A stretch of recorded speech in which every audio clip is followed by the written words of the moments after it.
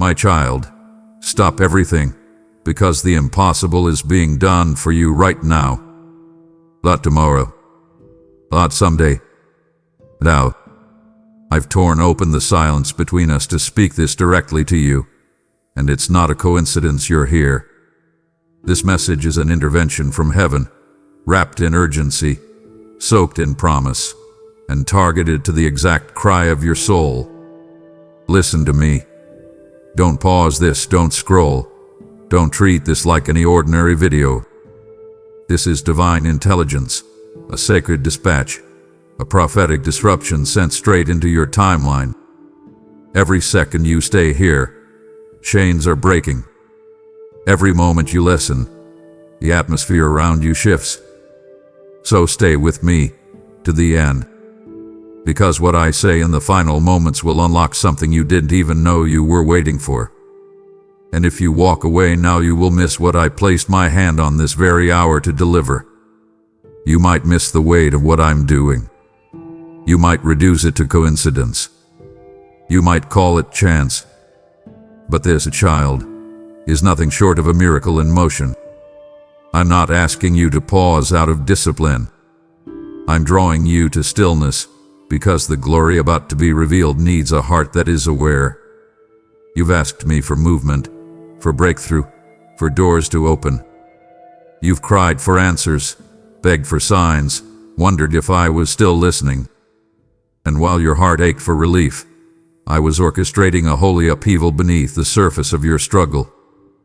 The impossible isn't forming in the distance. It's already unfolding at your doorstep. Can you feel it? The tightening in your spirit, the sudden pause in your routine, the tug on your attention. That is me. I'm not far. I'm not planning to move. I'm moving. Right now. I've released angelic assignments with orders too precise for human interference. I've shattered spiritual resistance that mocked your faith for years. The wind that's shifting isn't natural, it's supernatural. So stop everything, not out of fear but out of reverence. You're standing in a moment only I could have written. And what I'm about to reveal will carry the weight of eternal intention. You see, my child, what I'm doing now is not a delayed blessing. It is a divine fulfillment. While you felt forgotten, I was forging. While you wrestled with questions, I was building answers too big for your mind to hold. The moment you called it over, I called it beginning. The second you said, "It's too late," I whispered, "Watch me now." Because I don't need conditions to be perfect. I don't need timelines to be clear. I don't even need you to understand how. I just need you to believe that I can. And I will. And I am. I am the God who defies logic, interrupts patterns, and brings fire out of ashes. I do not look at the natural to determine the supernatural. I look at your heart, and I see the place where you've held on even when everything in you wanted to let go. That is where I'm planting the impossible. That is where I'm doing what no one else could. Child, the very atmosphere around you is shifting. Your spirit senses it even if your mind can't explain it. You felt it when you suddenly stopped scrolling. When a sentence caught your breath. When your thoughts went quiet, and your heart began to pound. That's me calling you into divine stillness. Because the next breath you take will be under skies I've already torn open. The next step you walk will be on ground I've already cleared. You are not moving toward a miracle. You are standing inside one. I need you to be fully present, fully aware. Because if you keep looking for fireworks, you might miss the flame already burning beneath your feet. I don't always speak through thunder. Sometimes I whisper through stillness. And this is one of those holy whispers. So stop everything, not out of panic, but out of awe. For what I am doing in this very second is the beginning of what eyes have not seen and ears have not heard. The impossible is being done. Not soon. Not later. Now. for you. My precious one, listen closely. There are moments when even time, the very thing you feared, is running out, bows in reverence to my command. You are standing in such a moment now. You see seconds ticking by on your clock, but I see eternity leaning toward you. I see the divine intersection of your prayers and my promises. This is not just another ordinary breath. This is a sacred inhale of something eternal. And I want you to feel the weight of this holy collision. Time has tried to convince you that you've missed it, that it's too late, that what was once possible has now passed you by. But I am the God who overrides calendars, interrupts clocks, and bends moments to match my mercy. You are not behind. You are not late. You are precisely positioned for a miracle that's already in motion. Yes, I said already. Because while you were looking for a sign that something might begin, I had already begun.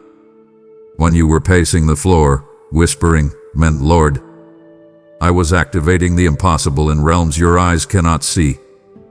The shifting didn't start when you noticed the change. It began when your faith refused to break, even under unbearable pressure. Child, you must know this. Your obedience in silence caused a thunder in the heavens. Your surrender when you felt invisible caused angels to stand to attention. You didn't need to shout to be heard. You didn't need to announce your battle to be seen. I saw you. I felt every silent scream, every buried hope, every tear that dried before it could fall. I counted each one as sacred currency, and I have invested it into the miracle that's now unfolding around you. There is a reason the air feels heavy lately, a reason your spirit has been stirred in the quiet hours of night. What you're sensing is not anxiety, it's anticipation, not dread, it's divine momentum. You're not going crazy. You're not being overly sensitive. You're discerning the shift I've already initiated. The atmosphere around you has changed, beloved. The ground beneath your feet is carrying power it didn't hold yesterday. The walls that surrounded you like prison bars are now shaking with the sound of freedom cracking through their foundation. You are not standing on dry ground. You're standing on fertile soil about to burst forth with glory. This is the holy ground of fulfillment, and you didn't even realize you were already walking in it. I need you to recognize this moment. Not rush past it. Not minimize it. Not second guess it. You are in the middle of a miracle you didn't manufacture. And that is precisely why it's unstoppable. Because it didn't start with your strength. It started with my word. And no force in hell can undo what I've already set in motion. This is why the warfare increased. This is why your clarity felt cloudy. The enemy saw what you couldn't see yet, a miracle in motion, with your name carved into its unfolding. But the enemy is too late, because the decree has been spoken. The timing has been sanctioned. The impossible is already underway, and you are standing in the center of it. My child, I know what they don't see. I know the way disappointment has quietly carved its way into the corners of your soul.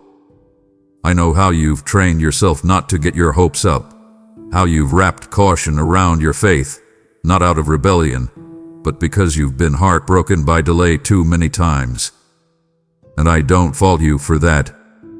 I've watched you navigate the minefield of waiting with more grace than most would ever comprehend. I saw how you smiled while your spirit cracked.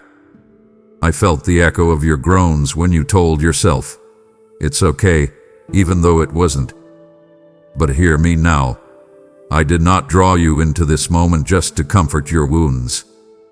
I came to reverse what wounded you. I came not to bandage your pain, but to resurrect what it tried to bury.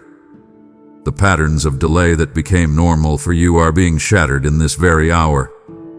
The cycles that seem to repeat without mercy, cycles of almost, cycles of loss, cycles of silence, are being interrupted by my hand, You've gotten used to not yet and not now so often that you almost flinch at the idea of now. But this is not a tease. This is not another lesson in patience. This is a divine reversal. I am turning the tide. Not just easing the pain, but rewinding its effects. What once seemed stolen is being returned with interest. What once looked shattered is being reassembled by the hands of the Creator.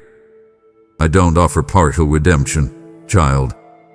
I offer holy reversals. You mourned long enough, and now you will marvel. I need you to hear me clearly. You are not fragile.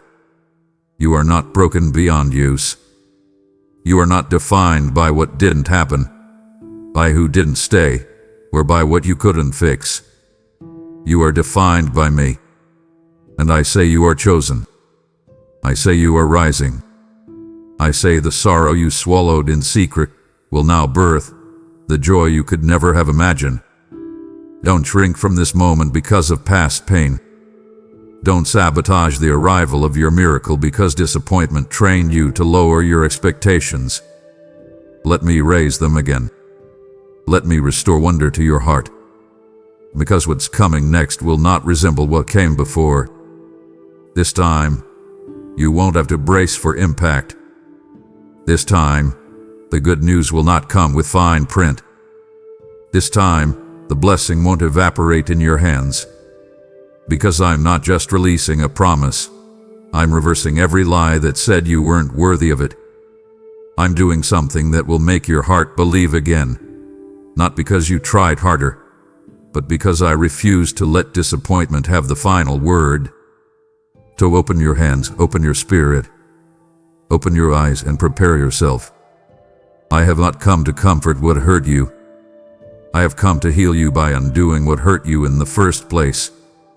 The reversal has begun, and it starts with the breaking of delay's grip over your life. My child, let me pull back the veil and show you something you've never seen. There are scrolls in heaven, divinely sealed declarations, and on them, your name is not penciled in with hesitance but etched in gold with certainty. These are not wishful thoughts or flexible plans. These are sacred assignments, crafted by my hand before time began. Not tasks given to the masses, not general blessings for the crowd.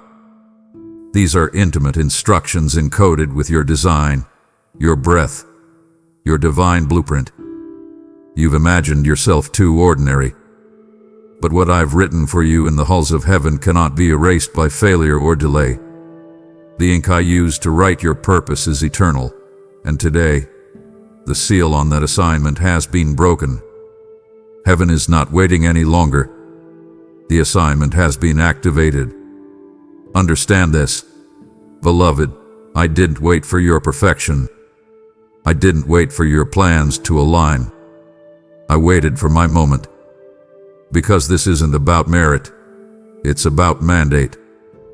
This isn't a response to what you've done right. It's a revelation of what I've already decided in the depths of my sovereignty. The enemy wants you to believe that everything depends on your performance, your consistency, your strength. But I say this to you now with holy fire: your assignment was never fragile. It was fortified with grace, built with resilience, protected by purpose. There are angels moving even now, not randomly, not slowly, but with urgency, delivering divine outcomes that are tied to the scrolls I wrote before you ever felt worthy of them. And what makes this moment miraculous isn't just the timing. It's the fact that I'm not waiting for approval from anyone else. I don't ask your past if it's okay to bless your future. I don't check with your critics to validate your calling. I don't consult with those who walked away before I raise you up.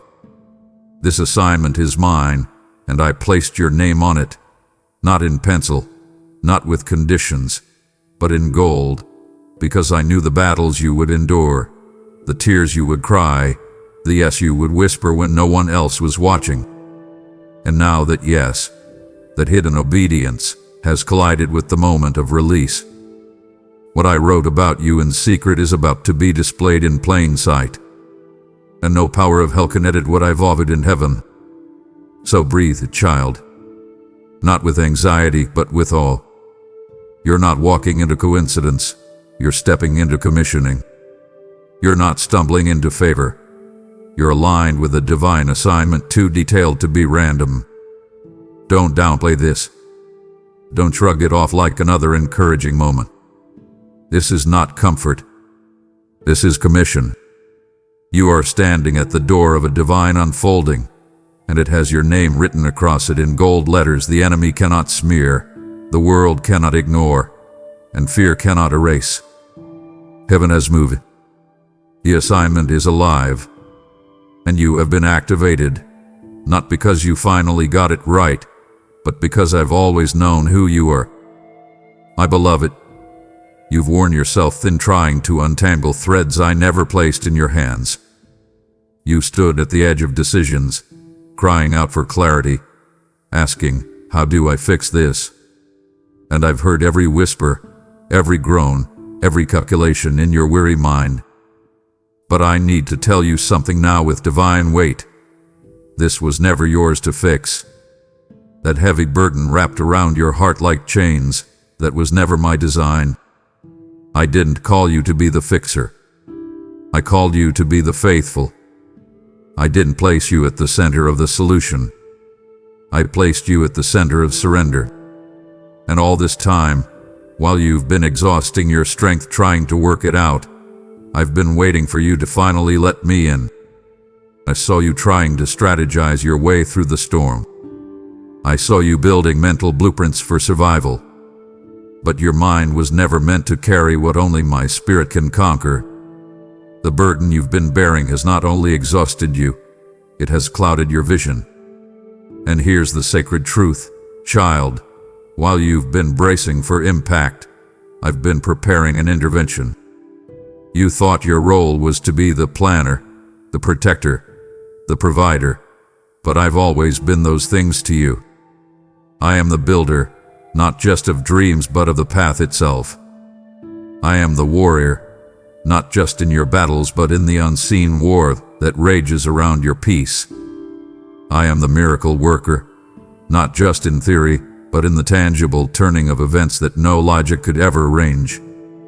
And here is where the divine contrast lies. Your exhaustion versus my execution. Your striving versus my sovereignty. You've been drowning in what ifs, but I am the God of even now. Even now, when it looks too far gone. Even now, when the burden feels too great. Even now, when you think you've run out of time, strength, or reason to believe. Even now, I am working. Not planning. Not considering. Working. Doing. Shifting. Rearranging. And I am doing it in ways that will bypass your understanding but land directly in the center of your miracle. I don't need your logic. I need your letting go. I don't require your solutions. I ask for your surrender. So, my child, put it down. Lay down the burden. Not tomorrow.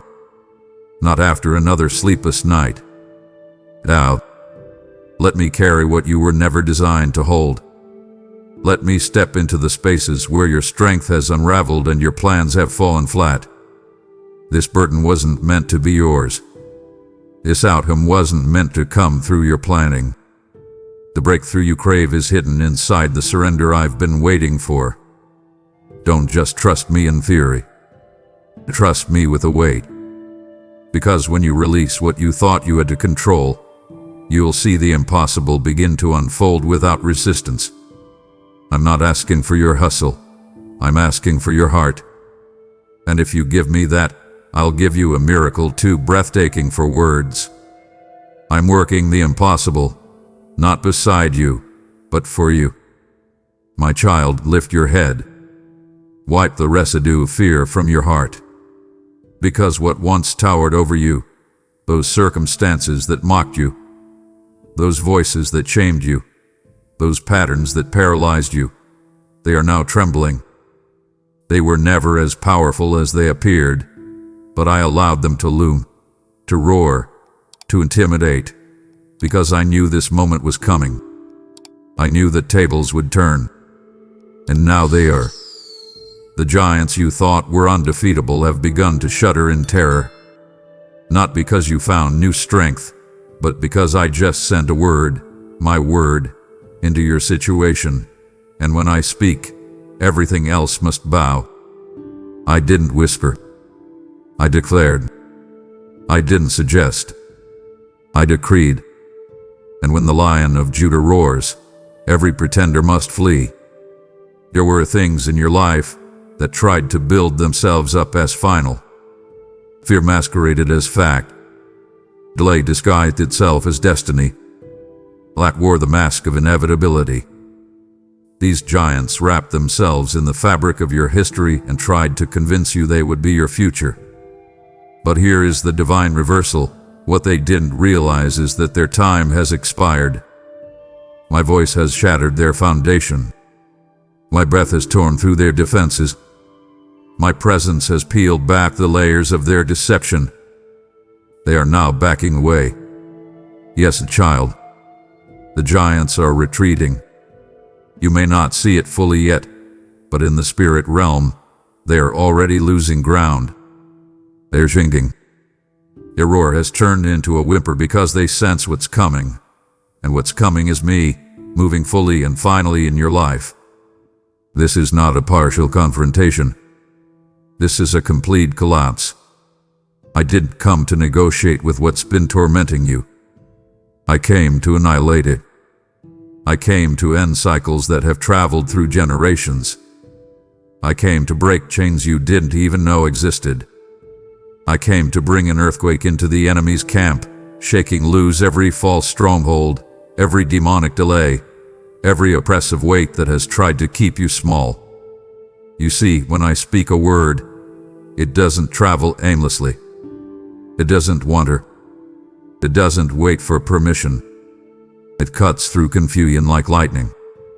It strikes with precision. It silences everything that contradicts what I've declared over your life. And child, I've declared victory. I've declared restoration. I've declared freedom. That word has already left my mouth, and it will not return void. So don't fear the shadows of what once scared you. Don't flinch at the echo of past torment. It's only noise now. Powerless, fading noise. Because my word is louder. My word is final. And my word is working. The giants didn't win. They didn't break you. They didn't bury you. In fact, they positioned you for this holy showdown. They gathered thinking they'd intimidate you, but now they're scattering because I've arrived. And I didn't come quietly. I came with thunder in my steps and fire in my eyes. I came for you. And no power, no principality, no force in hell can stand when I stand beside my child. The giants are falling, beloved. Not later. Now. Watch closely. Because what once loomed over your life is now fleeing from it. I've spoken. And nothing can stop what's coming next. Come close, beloved. Let me explain why everything suddenly feels intensified, stretched, stirring beneath the surface. You are not entering a slow season of waiting. You are stepping into the hour of divine eruption. Heaven is not crawling toward you with subtle progress. It's breaking open with acceleration. You've been conditioned by delay, trained by time to expect long stretches of silence, to brace for drawn-out battles. But I have something different for you now. This is the moment where what could not be done in years, what resisted progress, defied reason, and drained your hope, will now begin to shift in mere minutes.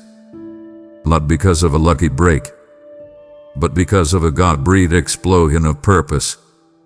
I want you to feel the weight of those words, divine eruption. This is not just breakthrough. This is disruption. Holy interruption. the kind that rewrites timelines and routes destinies. You praying for change. I'm releasing transformation.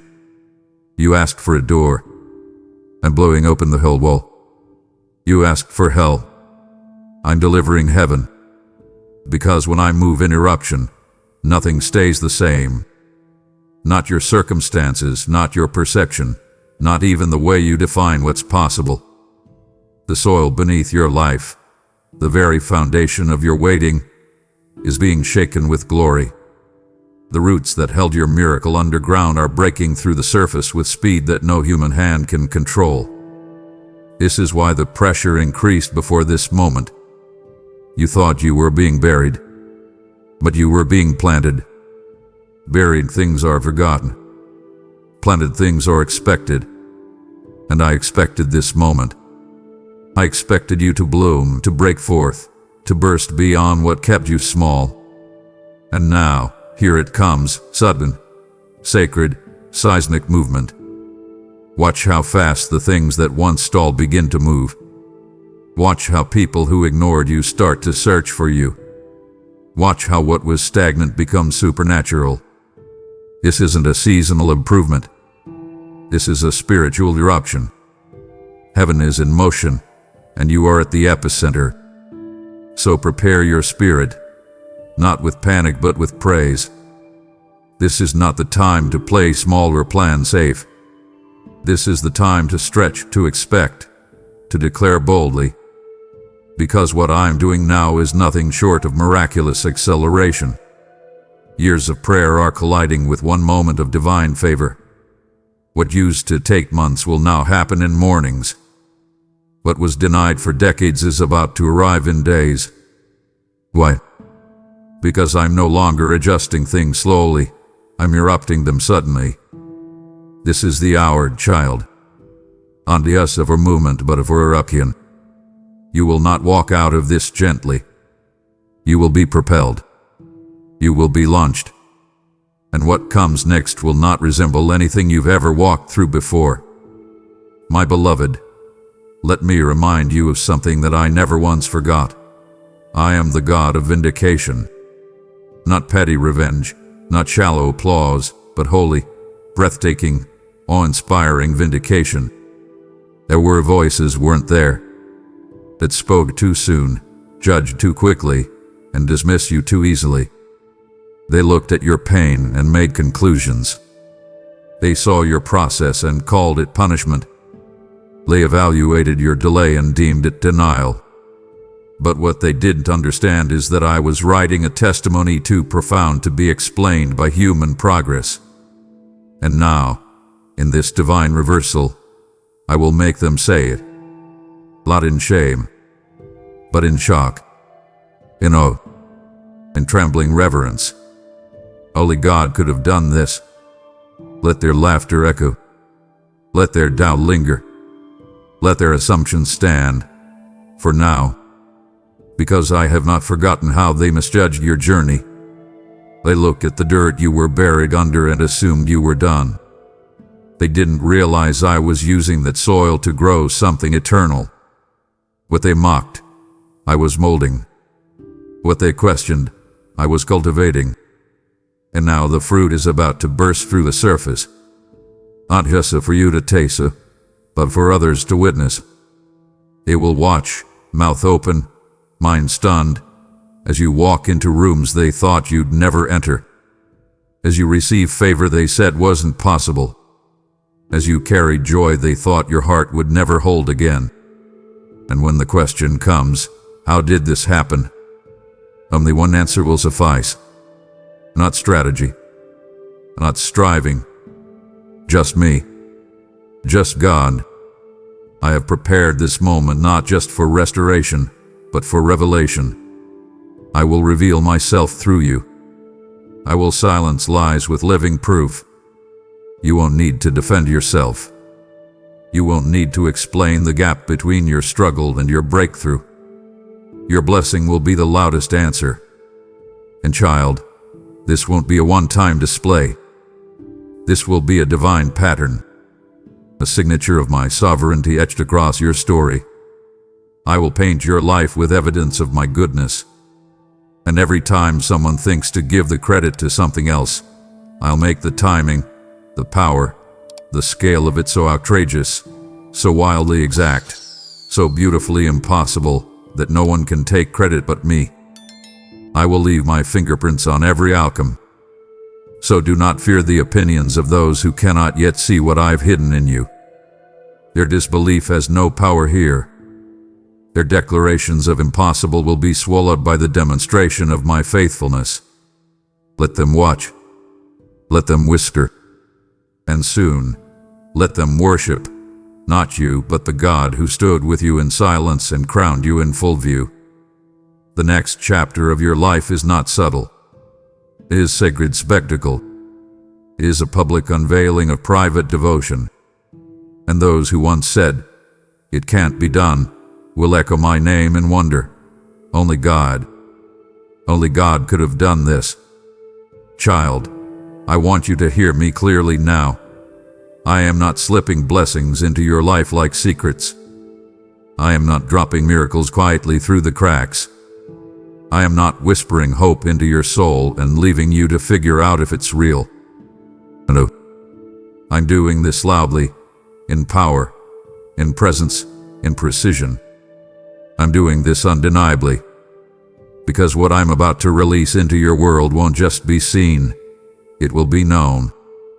You will not be misattributed. It will not be mislabeled. It will not be mistaken.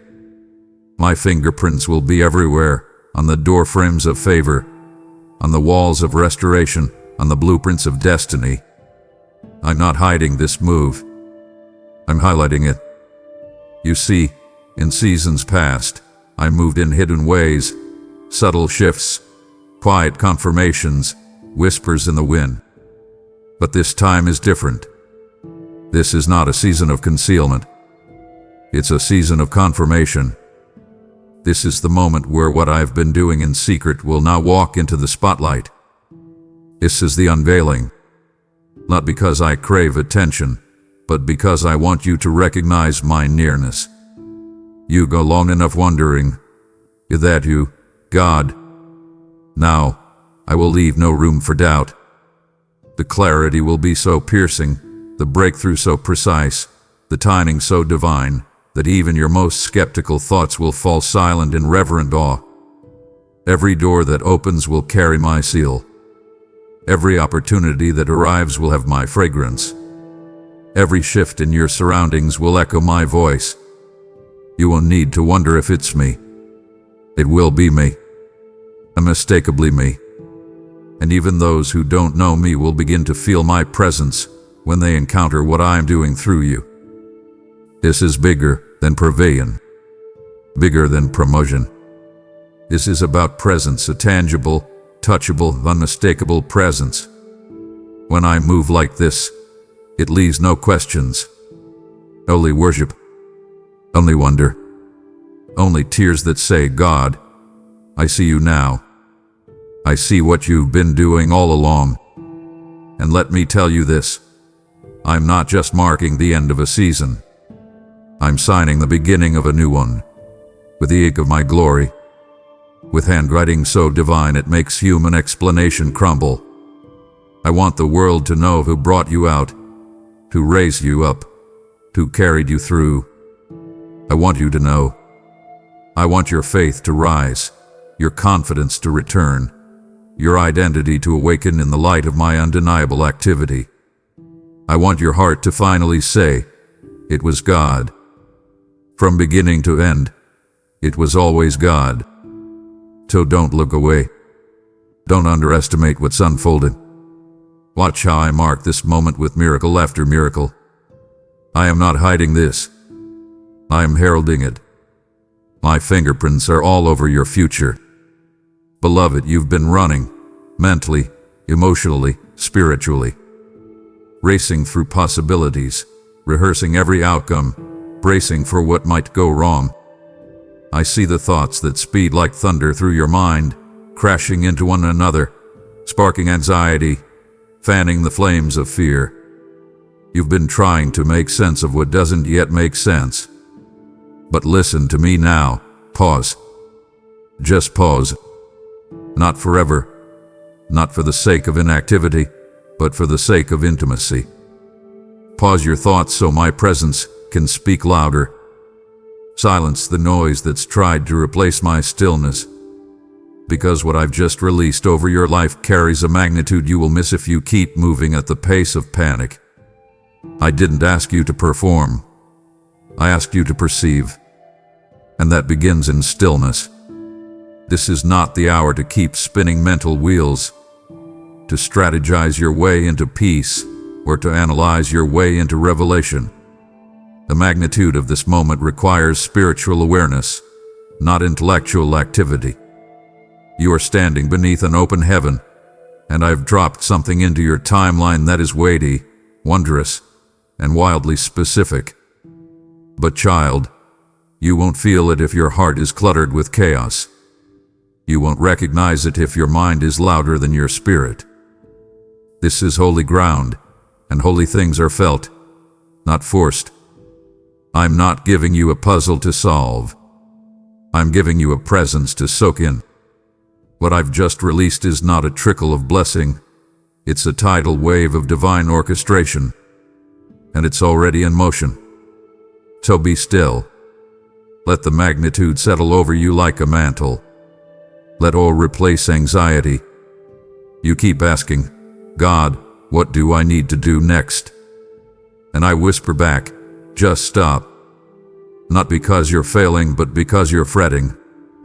Not because you're weak, but because you're weary. The greatest moves of my spirit often begin in silence, not in striving. The world tells you motion is power, but I tell you stillness is where miracles breathe. The enemy wants you distracted so you miss the moment. But I'm bringing you back into alignment by calling you to stillness, not as a break, but as a battleground. Because when your mind slows down, your discernment speeds up. And right now, your discernment is your greatest weapon. The magnitude of what I've released is too big to comprehend, too weighty to explain, too holy to rush through. So child, inhale deeply. Exhale slowly. Let your spirit open without needing explanation. My glory doesn't wait for your understanding. It responds to your surrender. Stillness is not passive. In prophetic, it tells every fear to hush, every doubt to bow, every distraction to fall silent. And in that sacred silence, you'll begin to feel what words could never describe. The magnitude is here. A miracle is here. The movement has already begun. But only in stillness will your soul fully catch it. So pause. Listen. Lean in. I've spoken. And what I've released is greater than your plans, higher than your prayers, heavier than your history. Don't miss it by moving too fast.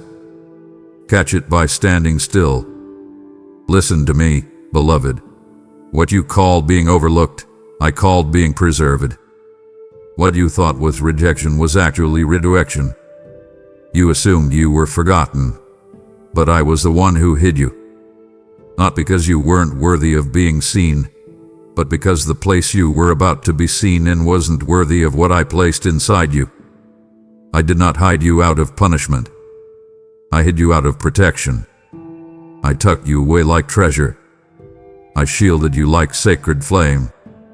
You thought I was silent, but I was surrounding you with my yes when others tried to give you a premature spotlight. I didn't want exposure. I wanted endurance.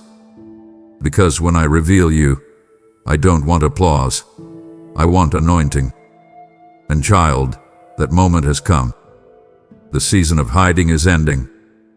The unveiling is beginning. You see, when others were being promoted visibly, you were being prepared secretly.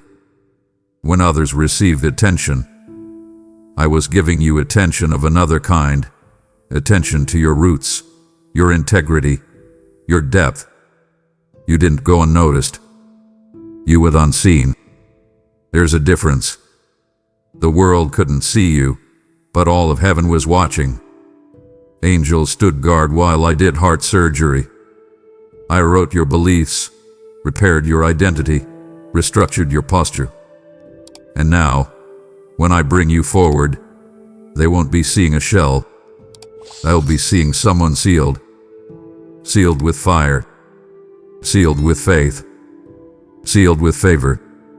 You are not stepping into visibility because the crowd is ready. You're stepping in because you are. What I'm doing now will expose not just what's inside you, but what has always been surrounding you. Favor. Divine favor. Undeniable, unshakable, unreplicable favor. The kind of favor that can't be fabricated. The kind that whispers in rooms you've never entered. The kind that turns overlooked seasons into over-the-top breakthroughs. While others saw lack, I was layering you with legacy. While you walked in silence, I was scripting your significance. And now, as I pull you forward, that favor is going to shine so brightly, it will blind those who thought you were finished. They didn't realize you were hidden in me. They couldn't see what I was doing behind the curtain. But I'm about to raise the curtain. So don't shrink back when I call you forward. Don't apologize for the open doors. Don't hesitate to walk in rooms where no invitation was extended, because I am the one who's opening them. You are not being invited by man. You are being revealed by God. And when I reveal someone, I don't need approval or applause. I need obedience. That favor around your life was never meant to stay private. It was always meant to be public proof that I honor what's hidden in me. So walk boldly, not in pride, but in promise. You weren't overlooked. You were hidden. And now, the hiding ends, and the unveiling begins. Beloved, I want you to pause and feel the intimacy of what I'm about to reveal. This miracle, your miracle, is not being passed down a chain of command. It's not being outsourced, eluded, delayed, or handed off to someone else to complete. This miracle is mine, and I am the one crafting it. Personally, carefully, intentionally. I did not assign this to an angel. I did not hand it off to timing or fate. I did not give it to the hands of others to decide its worth. I am shaping this with my own hands. Your miracle is being molded by the Maker, the Author, the Creator, the I Am. And because I am the one doing it, it cannot be copied. It cannot be canceled. It cannot be claimed by anyone else. This is why the process has felt sacred, slow, and strangely silent at times, because what I'm building for you hasn't been seen before. You've looked at others and wondered, why did it happen for them so quickly? But what I'm preparing for you is custom, carved from heaven's resources, not earth's templates. This isn't a recycled blessing. This is a revelation. I'm not repeating what I did for someone else. I'm revealing a miracle so original, so one of a kind, that only your name fits the design. This is why comparison has tried to creep in. This is why envy whispered lies. Because the enemy wanted you distracted, discouraged, disillusioned, so you wouldn't notice the divine detail I've been working into the weave of your future. Every thread of this miracle is laced with my fingerprint. Every edge is sealed with my signature. This is not fragile. This is fire-tested. And child, the way I've constructed this, no one can steal it. Not by manipulation, not by slander, not by sabotage. They can't delay it. They can't deter it. Because I never gave them access to it. I never gave them the key. I didn't design this to be shared in pieces. I designed it to arrive complete. And when it touches your life, it will be obvious. This didn't come through influence.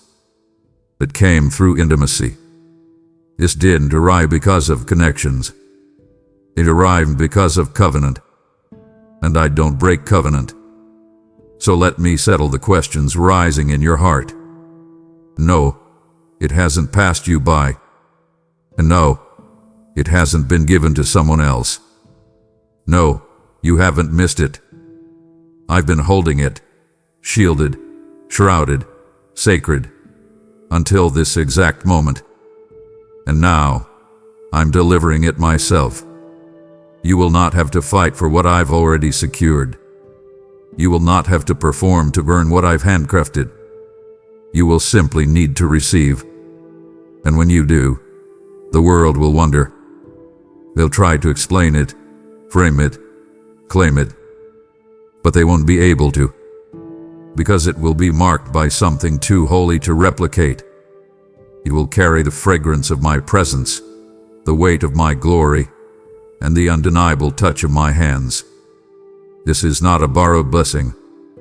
It is a handcrafted miracle, and it's yours. And now, my child, pause for just a moment longer, because as I do the impossible for you, I am also inviting you to be part of the impossible I'm doing for others. This message, this word, this fire you just received, someone else is waiting for it. Your support is not just kindness, it's kingdom seed. When you give, you're not donating. You're sowing supernatural oil into a lamp that never runs dry. Did I not say, give, and it shall be given unto you, pressed down, shaken together, and running over?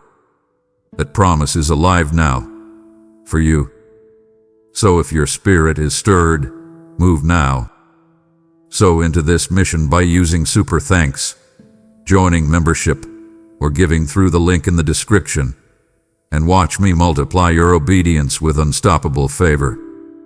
My child, come close again, closer than your logic, closer than your questions, closer than your fears. Let me whisper to the part of you that still wonders if I can do it.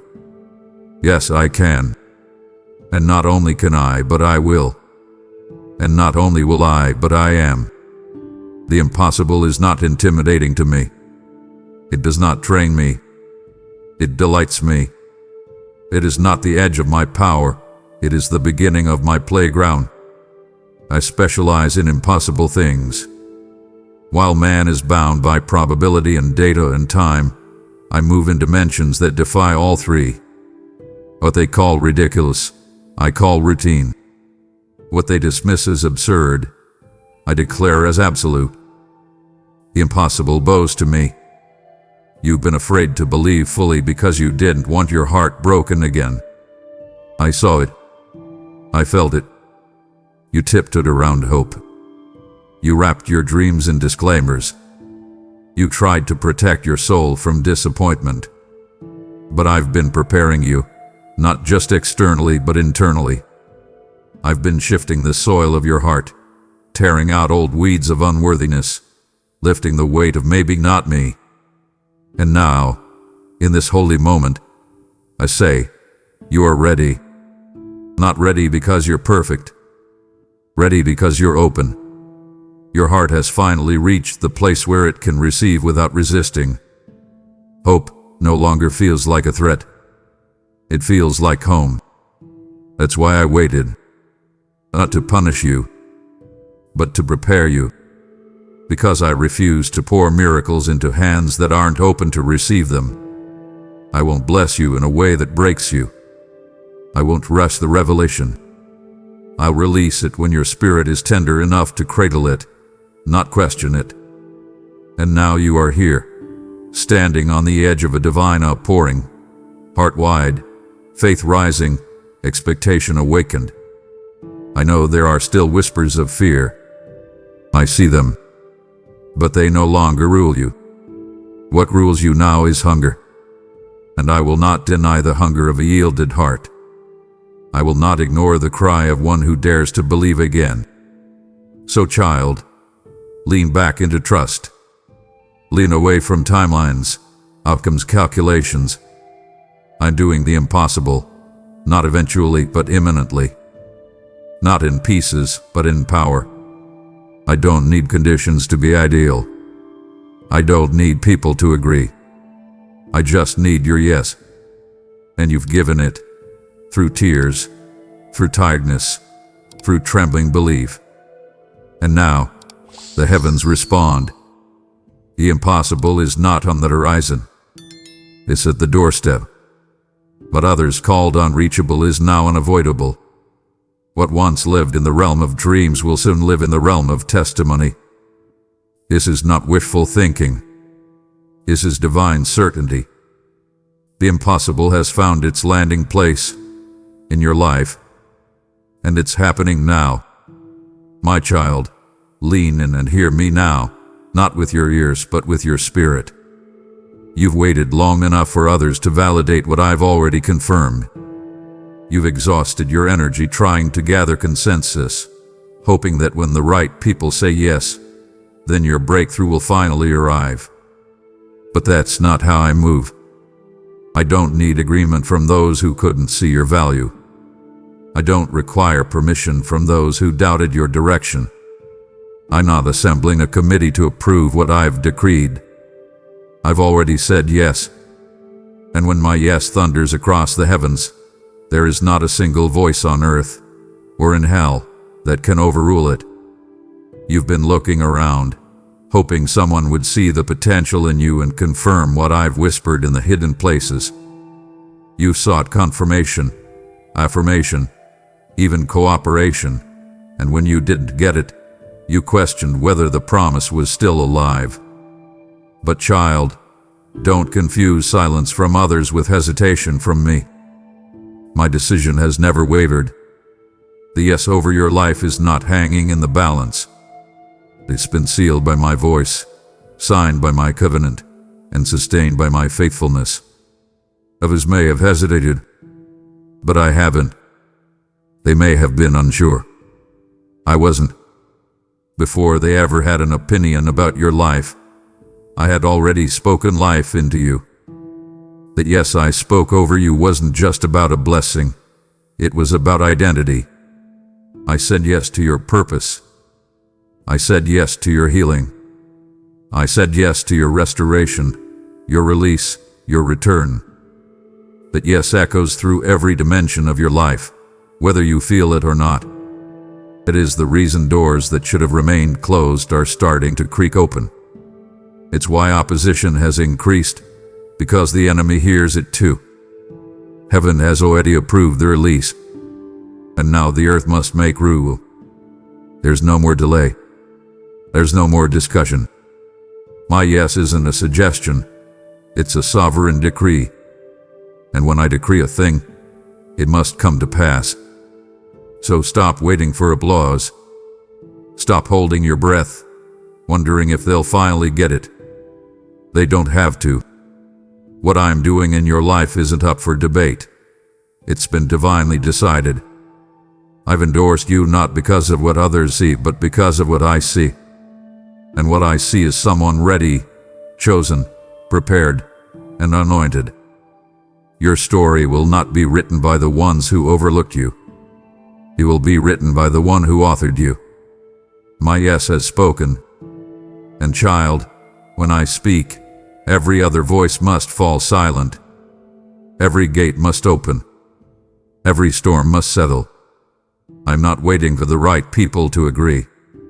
I've already moved. And my yes cannot be undone. Come close, my beloved. Let me wrap you in the truth you've longed to hear but didn't think I'd say so clearly. I saw your tears. Every single one. Not a drop escaped my notice. Not a single sob was wasted. While you cried in silence, I stood at your side. When your pillow was soaked in pain and your prayers felt unanswered, I wasn't far, I was closer than your breath. And I want you to know this now. Your tears were not signs of failure. They were not evidence of fragility. They were holy. They were sacred. They were seeds. And I am watering every single one with my glory. You've been taught to be strong. You've been conditioned to keep it together. But I am the God who draws near not to your perfection, but to your brokenness. You thought you were falling apart, but I saw something else. I saw surrender. I saw worship in its rawest form. I saw a heart that trusted me enough to break in my presence. And what the world labels as weakness, I have always called worship. You weren't unraveling, you were releasing. And every time a tear left your eye, it carried a prayer, a dream, a hope, a cry too deep for words. But I understood everyone, and I caught them, not just metaphorically but literally, stored in heaven, catalogued with care, sealed with promise. Those tears are not buried in the past. They are speaking into your future. Because I don't discard pain. I redeem it. I turn sorrow into strength. I take the moisture of your tears and pour it back into the soil of your destiny. What you thought was loss was actually sowing. What you considered a breakdown was a breakthrough in disguise. You planted those tears in seasons of desperation. But now, child, you will reap in joy. Not just a little joy. Not subtle happiness. I mean full-scale, undeniable, overflowing joy. Because when I harvest what was sown in tears, the result is always miraculous. So do not regret the moments you wept. Don't look back in shame.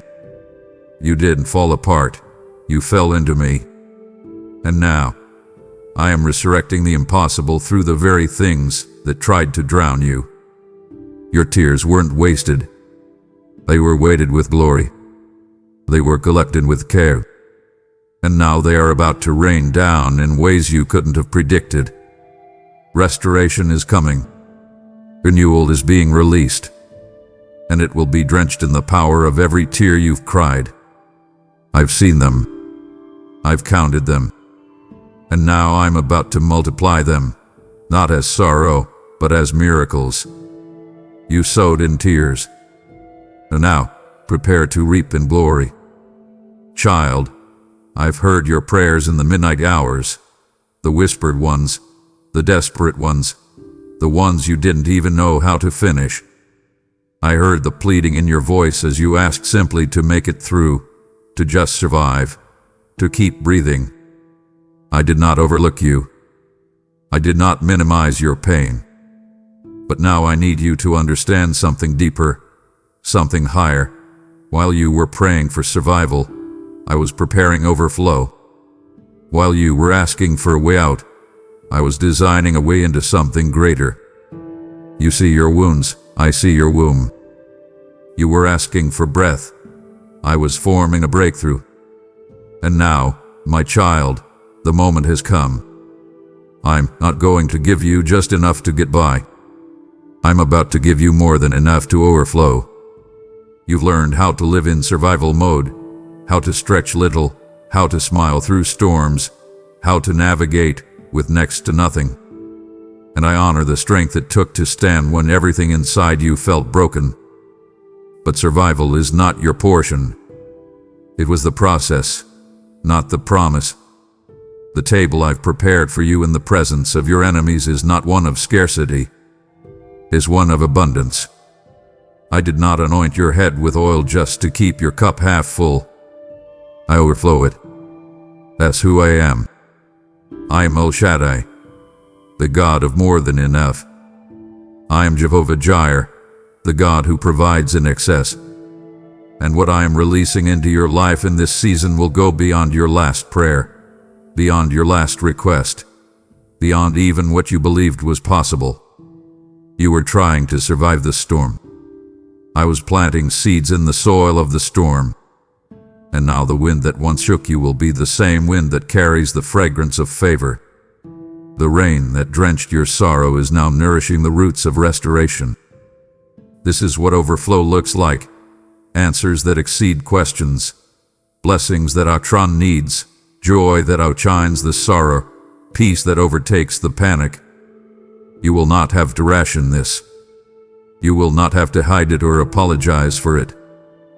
This overflow is my glory expressed through your story, and it will leave people speechless. It will cause jaws to drop and hearts to turn toward me, not because of your strength, but because of my supernatural surplus. So I need you to shift your expectation. Stop asking for just enough. Stop preparing for barely making it. Get rid of the scarcity mindset that taught you not to hope too big. I'm not honoring the size of your request. I'm honoring the size of your identity in me. You are my child. Royal blood flows through your spiritual veins. And I don't feed my children crumbs. I don't lead them into deserts without rivers. You were not created to crawl. You were crafted to overflow. And this, right now, is the moment where your prayers for survival are swallowed up by my plan for supernatural supply. Watch it pour. Watch it flood. This is overflow, and it's coming for you. Listen to me, beloved. I know what was taken. I know the way to what was lost. The relationships that slipped away like water through fingers. The opportunities that vanished before they bloomed. The time that seemed wasted. The dreams that were buried beneath disappointment. I was there for all of it. Not as a distant observer, but as a deeply involved redeemer. You wept, and I counted every tear. You lost, and I tracked every piece. You grieve it, and I marked the moment. But now, I need you to understand something critical to this new hour. I am not restoring you to what was. I'm restoring you beyond what was. I'm not rebuilding the ruins. You are rising from them. This is not recovery. This is resurrection. You've braced yourself for getting back on your feet. You've prepared for some version of what once was. But that's too small for what I've prepared. You didn't lose time. You gained testimony. You didn't lose purpose. You gained power. You didn't lose identity. You gained intimacy. What the enemy thought he destroyed has only deepened the soil where I've now planted more. You are not going back to normal. The normal is gone. And thank me for it. Because what's ahead is not a return. It's a rebirth. I'm not patching things up. I'm resurrecting what no one even knew was still alive. And when I do, it will rise with glory. That's why I allowed the stripping, so I could do the stunning. That's why the pain ran so deep, because the promotion will rise even higher. I let the old versions die so the new version, stronger, sharper, saturated with my spirit, could emerge. You are not the same, and your restoration will reflect that. When people see you in this next chapter, they won't recognize the old scars. They'll see resurrection. The pain will not be your name. The past will not be your identity. The power of this resurrection will not just raise your spirit. It will elevate everything connected to you. What was broken will not be rebuilt as it was. It will be reborn in my image. So don't lower your expectations. Don't settle for simple repair. Demand resurrection. Ask for it boldly. Speak it aloud. Declare it in the face of what still looks dead. Because I'm not breathing on what was, I'm breathing into what's next. And child, when I breathe, the dead things rise, the empty places fill, the silence begins to sing again. This is not recovery. This is the glory of resurrection power unleashed in your life. You are not just being restored. You are being redefined. And nothing lost will compare to what is rising. Beloved child, let me speak to the fire stoked by those voices that whispered lies into your spirit. Voices that said, "You're not enough. You don't belong. You'll never succeed." I know how those words carved shadows into your dreams and etched doubt into your identity. You listen. You question. You lowered your expectations because the echoes of condemnation seemed louder than my voice of affirmation. But I need you to hear this as if the heavens themselves are roaring into the hollow spaces within you. Those people, those voices, will not stay victorious. Their words will lose purchase. Their definitions of you will dissolve. Because I'm shifting the narrative so dramatically that soon they'll say, "We were never enough." Let that truth explode across your consciousness. You don't have to prove your worth anymore. Their opinion was never your story. Their judgment didn't define your destiny. I've recognized your value eternally. I stitched your name into the fabric of creation. I marked you with purpose before they ever cast their stones. These voices, they were out of alignment with heaven's architecture, not your identity. And now that my favor is surfacing, all those who chose to bet against you will be reminded of my sovereignty. They'll say, "We judged you too quickly." They'll say, "We spoke too soon." They'll say, "We didn't know who God was building." And one day soon, through this unfolding miracle, they might even begin to believe the difference between being told not enough and encountering someone God declared chosen. You see, this is the power of my restoration. It doesn't just lift you. It overturns the entire structure of accusation that tried to hold you captive. When I release my favor, when I elevate what they dismissed, when I adorn your life with favor they thought you'd never touch, the atmosphere changes. Their disbelief becomes disorientation. Their certainty becomes shattered. Their declarations crumble under the weight of divine demonstration. And you will walk through this with such confidence, such clarity, such quiet joy, that even the critics will feel the tremor of my presence calling you unstoppable. I so hold your head high, beloved, not in arrogance but in the radiance of truth. Let my words reshape what you've believed about yourself. Let my affirmation outsing their accusations. Let my blessing baptize you with identity. They may have said not enough, but I fashioned you with purpose. They may have tried to limit you, but I multiply miracles in your life. And when they see you standing in the fullness of what I've done, they'll silently recognize they were living beneath the call I ordained for you. And that recognition, that is my vindication.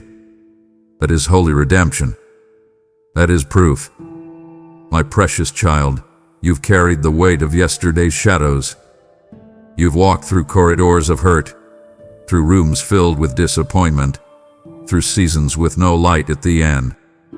And each step in that darkness whispered questions. Will this never end? Has this broken me forever? I have seen it all. I have felt the tremors in your spirit. Those experiences were not God's last word on you. I promise you now, I will not allow yesterday to define your destiny. I will not let what was taken from you steal from what's being given to you. So hear me.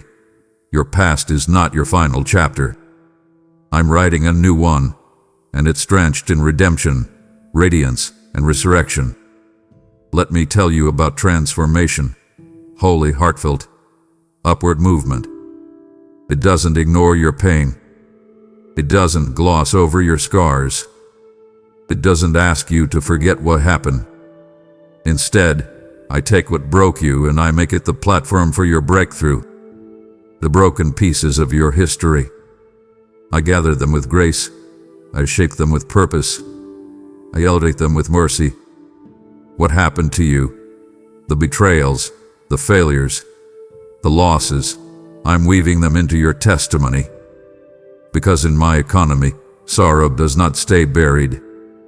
It becomes kingly soil for your sapphire-colored story. And what will unfold next will carry the fragrance of resurrection power, impossible to ignore, undeniable in glory. Stop looking back with shame. Stop replaying the moments you failed. Don't measure your future by the fragility of your past. That place is done. The season has ended. This moment, A new chapter is not about what tore you apart. It's about what I've built back together. It's about how I've reassembled your pieces with a design so extraordinary, so original, that even you will stand amazed. And as you step into that chapter, you'll realize why nothing could have stayed the same. For the new ending I'm writing is not just restoration. It's rebirth. To hold on. Hope again. Dare to believe in my pensiveness, my plot twist, my grace-laden rewrite. You are not just healed, you are exalted. Not just restored, you are resurrected. And the chapter ahead, it's not just for you to read, it's for the world to witness. Your story is about redemption, about reclamation, about the one who refuses to let yesterday steal tomorrow. And my hand is already on the page, writing a conclusion so beautiful that every tear you cried will find a voice of praise. Your story is not over. In fact, it's just beginning to blaze. Listen to me, beloved. You have mistaken the quiet for my absence. You thought the delay meant denial. You've walked through months, even years, of what felt like holy silence. And in that silence, you wondered if I had moved on. If your name had been shelved. If your destiny had somehow expired. But child, look again. Listen again. That silence wasn't me ignoring you. It was me shielding you. I wasn't still because I forgot you. I was still because I was forming you in places your own prayers didn't yet know how to reach. That waiting season, the one that nearly unraveled you, was not a pit. It was a womb. And now, I'm opening it. The shift has begun. You asked me, why isn't it happening yet? And I answered you in ways too deep for words, in the language of timing, in the vocabulary of seasons. While you wanted movement, I was maturing you. While you longed for proof, I was planting something permanent. I don't release what's not ready. And I don't promote what hasn't been processed. You thought I was late, but I was perfecting the purpose inside you. Not just so it could happen, but so it could hold. Do you understand? If I gave it to you too soon, it would have slipped through your fingers. But now, because of the waiting, your hands have learned to carry glory. Your soul has learned to recognize me in both thunder and stillness. With the goal all alone. So now, hear me with clarity. The wait ends here. This is not a feeling. It's a fact in the spirit. The shift is not coming. It's here. What has felt like stillness will suddenly accelerate. Doors that were rusted shut will now swing wide. Conversations will unfold without you chasing. Answers will rush in where you once stood in confusion. Because I am moving. Visibly. Powerfully. Publicly. The same God who whispered to you in secret is now speaking in volume through favor, alignment, and opportunity.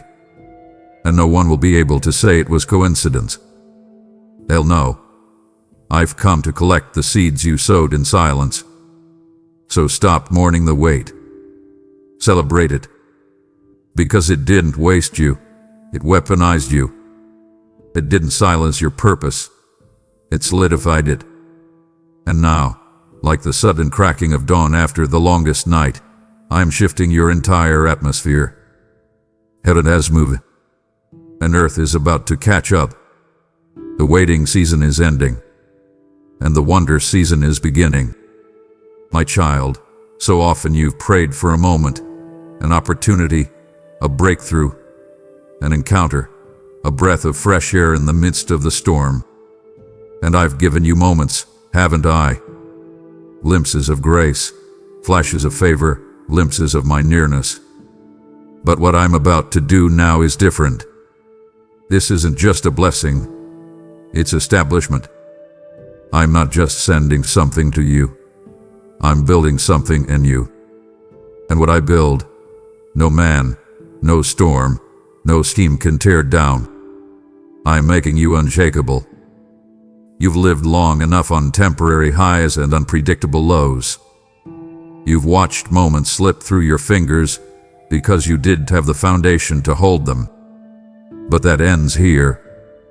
I'm putting pillars under your feet, truth that will not move, favor that will not falter, vision that will not vanish. This is not another good season. This is the start of stability. You've asked for open doors. I'm giving you open dwellings. You asked for a taste. I'm planting a vineyard. What I am doing for you now is not passing, it's permanent. Let me tell you how I establish. I don't just give you the blessing, I give you the identity to walk in it. I don't just open doors, I give you the authority to dwell there. And not just visit, not just peek in, but to own, to occupy, to flurry. I'm marking your life with consistency, not chaos, fruitfulness, not fear. You will not have to brace yourself every month for breakdown. You will walk in breakthrough after breakthrough, because I have made a covenant to establish you. I am placing your feet on solid rock, and I'm surrounding you with favor like a fortress. What I give you now will last, not because you hold on perfectly, but because I uphold it. So stop thinking in survival terms. Stop preparing for things to slip away. That was the old season, the one where you didn't know how to receive. But now, I'm establishing you, which means you can breathe. You can root. You can rest. The winds will blow, but you won't bend. The enemy will try, but he will fail. Because what I'm building now is not for a season, it's for legacy. A blessing is not fleeting. It's fixed. This is not favor that fades. This is the hand of God, cementing you into the center of my purpose. Beloved, there were seasons where you felt mute, a place where even your prayers struggled to find words. Your heart, weary and worn, whispered broken pleas that felt empty. What am I missing? You thought. But my child, you've misunderstood grace. I hear before you speak. Your deepest groans, your heart's silent cries, your unspoken fears. They are known, accounted for, and answered. Even when you couldn't frame the need in words, I heard it. Even when your prayer life ran dry, my provision never did. My heart never stopped working on your behalf, because my love doesn't wait for eloquent requests. It responds to the quietest cries of the soul. You felt forgotten, even by me. When the words wouldn't come, you thought silence meant separation. But the absence of your voice doesn't equal the absence of my presence. I was still behind the scenes, weaving solutions, shifting atmospheres, changing timelines. The faith you buried in the silence, I honored it. I absorbed the ache of things unsaid and shaped my answer on the inside. You didn't see it, but everything you couldn't ask for, I already planned for. Even when you doubted the possibility, I was moving. Before you found the words, I was forming the answer. You may look back and wonder why breakthrough didn't come sooner. But child, faith in that quiet season was not futile.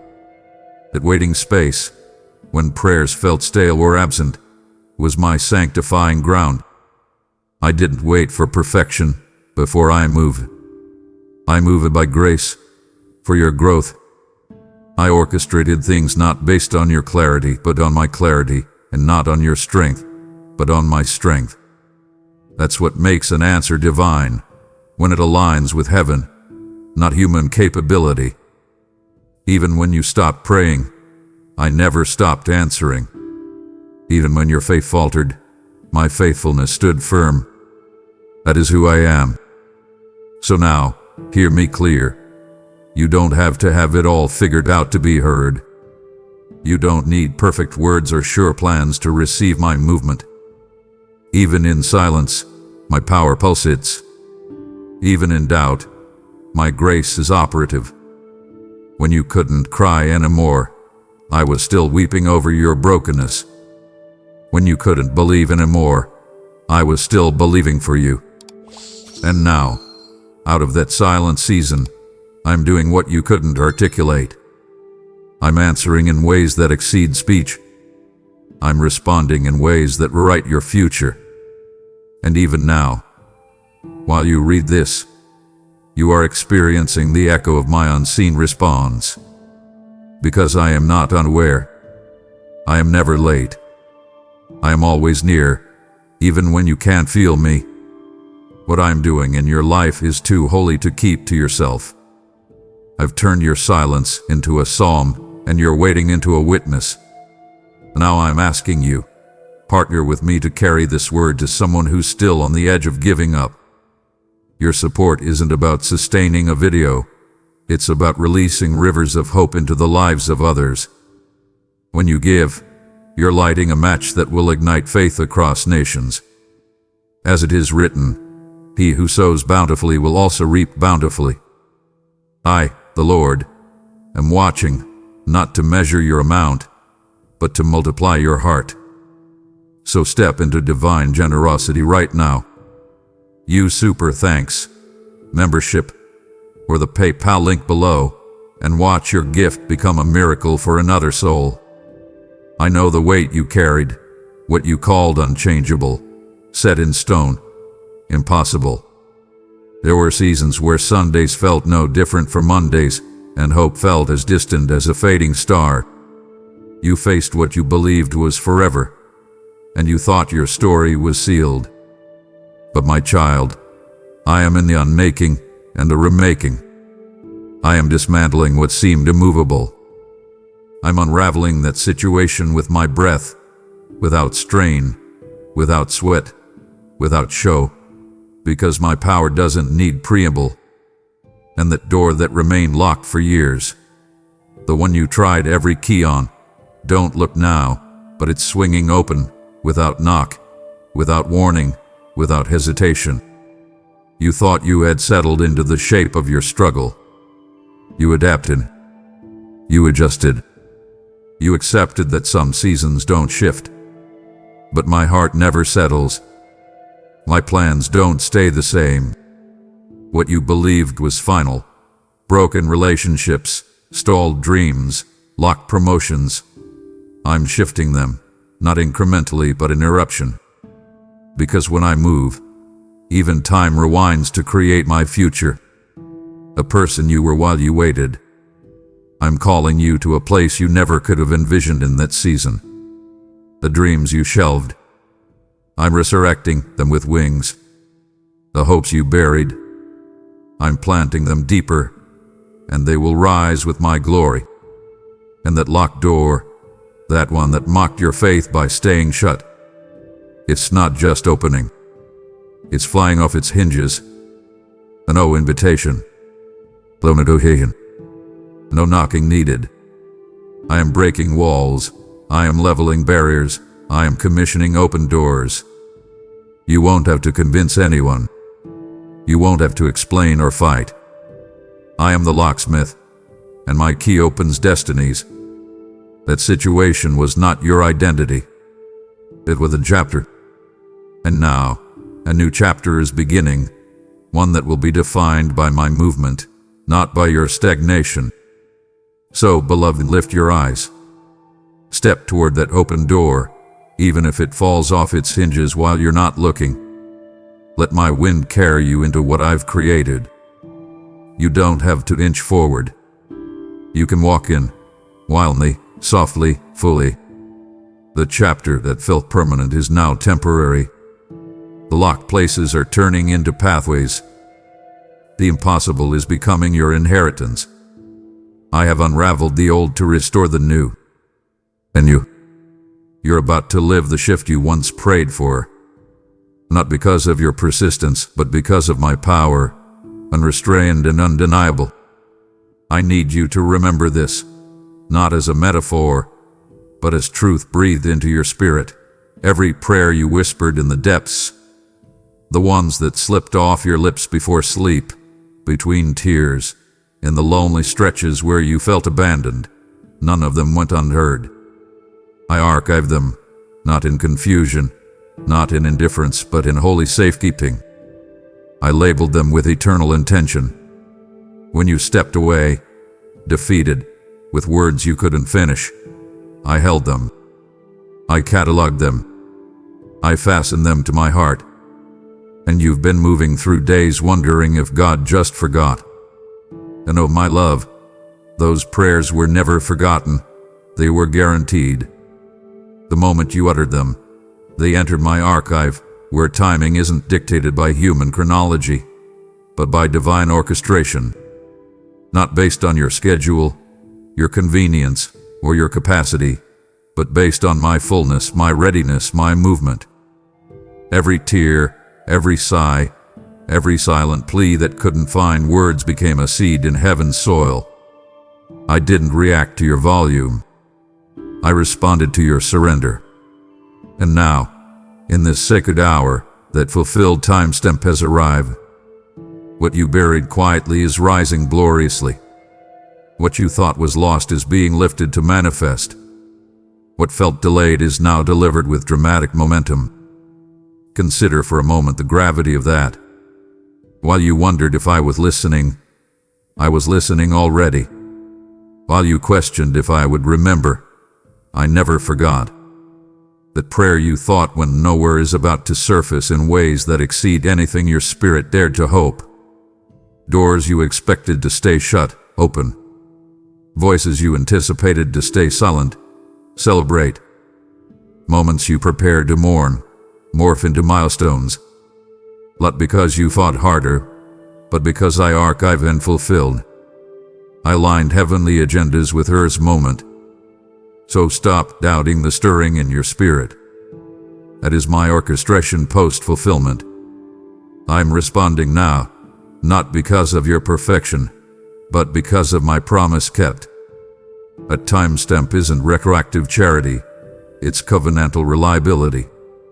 And you are entering the echo of your unspoken requests. Let your heart recalibrate to my timing, not human urgency. Because in heaven's realm, things completed don't just sit quietly, they come alive on earth with thunder. My precious child, you've endured fragments of peace. You've received patchwork reassurance for wounds that needed healing. You've known small glimpses of favor for needs that demanded fullness of my redemption. But hear me now. Deepen your spirit. Deepen your bones. I am not interested in giving you partial relief. I am not peddling temporary solace for permanent pain. I am not delivering baby steps for a marathon journey. I came to complete what I began. And every stitch of my promise, every part of my plan, is aligned, intact, and moving toward full revelation.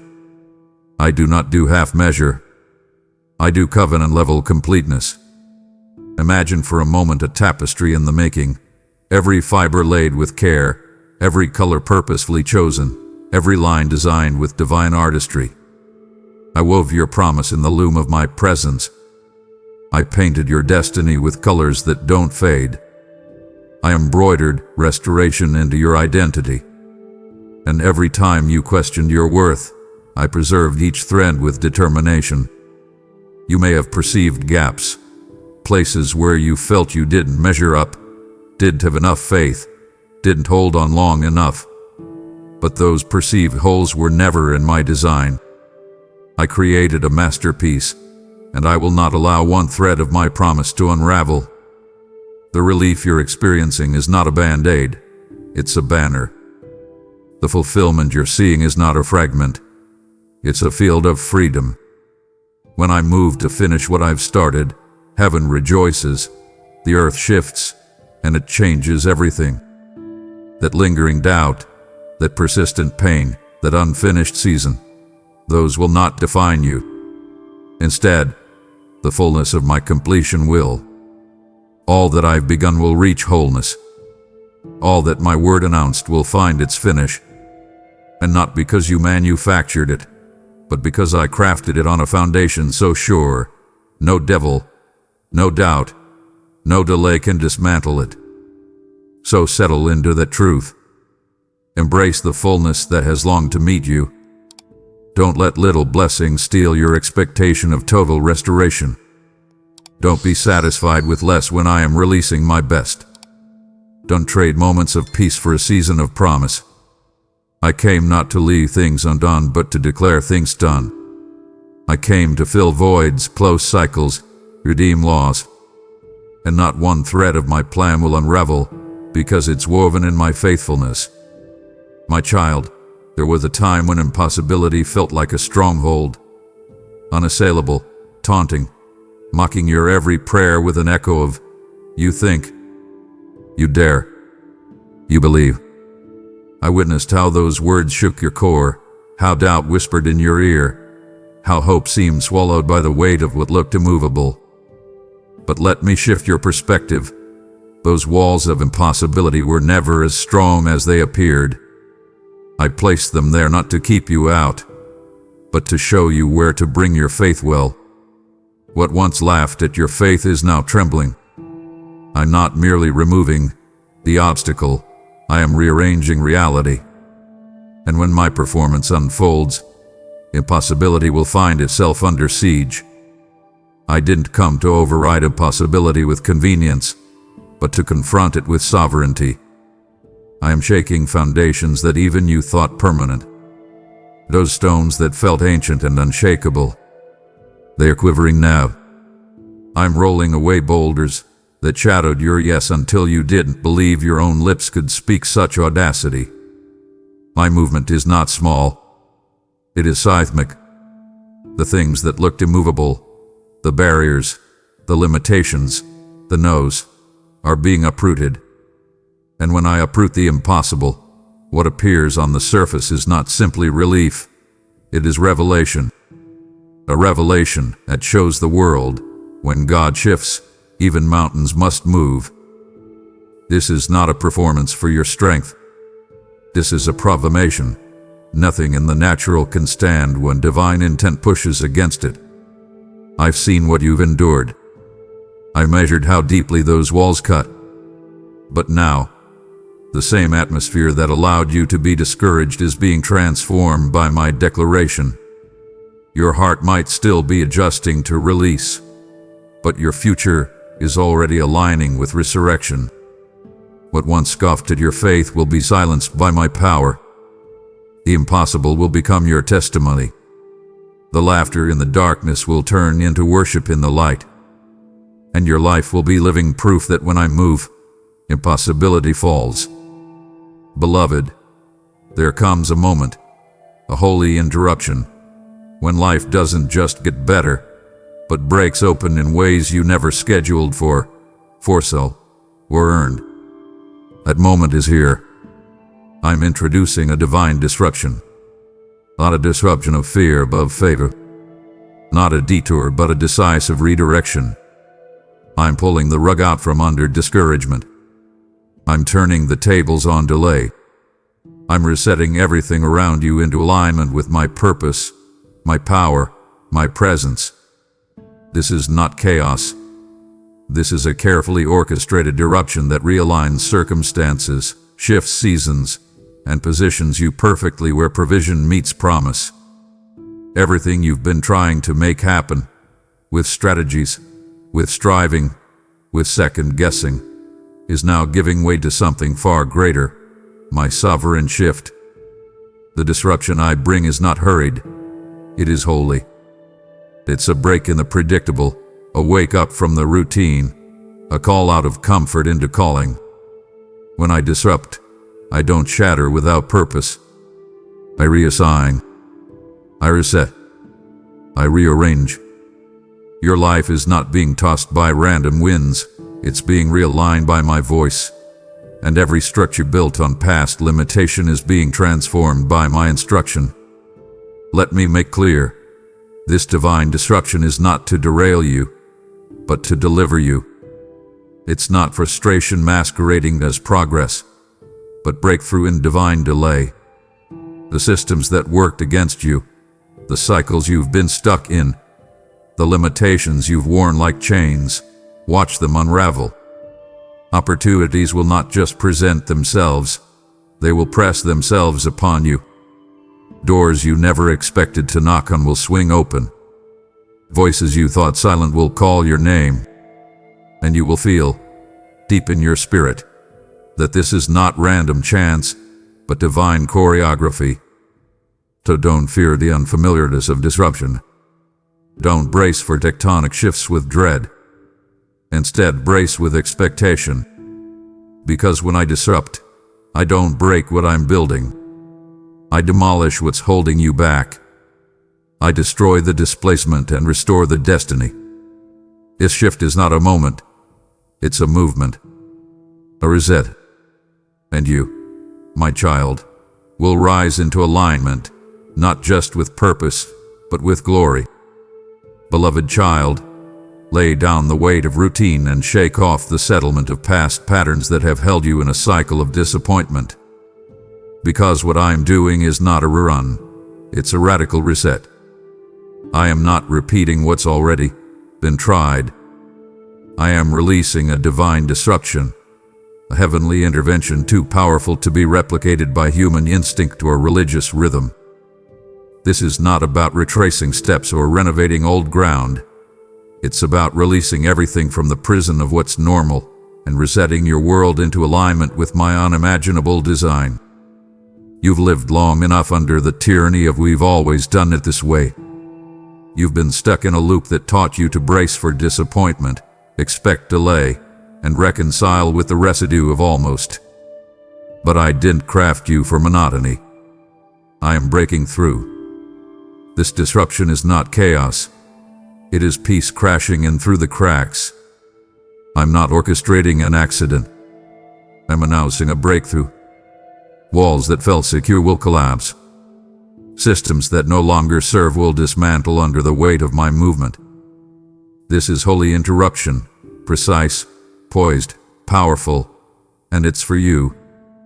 I know how that sounds. Disruptions feel dangerous. You've learned to fear change because it came too fast before, where it left behind more wreckage than restoration. But this is not damage. This is deliverance. I don't disrupt to derail you. I disturb the air so that the fragrance of my presence can flood it. I don't destroy. I redirect. The jailers fall so liberation can walk free. The limitation breaks so legacy can emerge. Everything around you that isn't of me will be forced to release its grip. This isn't random turbulence. It's divine choreography. Alignment is arriving, and you are the appointed season. So don't resist uncertainty with fear. Lean into it with faith. This shift isn't puny. It's seismic. It won't leave you stranded. It will secure you. The shift isn't a sideshow. It's the center of my story in you. Every part of you that has settled for less is being retrained for more. This disruption isn't disruption. It's declaration. Your life. My purpose. Now aligned. So stand, anchored in faith. Let the old world fall away. The new one, crafted by my voice, has already taken hold. Hush now, child. Listen to the stillness that is about to fill the room. Even your enemies, those who have mocked, resisted, dismissed, and underestimated you, will be still. Not because you fought harder, not because you proved them wrong, but because when I move, my movement silences opposition in ways your hands never could. They will stand stunned, not by your ability, but by my someone. They will not know who to applaud because every performance will carry my scent, my signature, my sovereignty. I've heard their voices, the scoffing, the doubting, the quiet suspicion that your breakthrough was merely coincidence. They saw your scars. They assumed your story was over, but they were looking with limited sight. I'm about to shift their perspective. They will witness what they believe impossible. They will feel what they thought only disruption could bring, but find my peace in place instead. They will stand in mute confession that this was not your doing, but mine. In that moment, it will matter what you told them. What will matter is what they see. Understand this. I don't always operate through your influence. I often work behind the scenes, while you bear the image of perseverance. But when I decide to reveal myself, I do so unmistakably. Even those who never cheered for you, who never believed in you, will have to acknowledge, even if only in the air they exhale, that something supernatural, and undeniably my hand, changed everything. And that moment of recognition is not for your pride, it is to magnify my name. Let their silence do the speaking.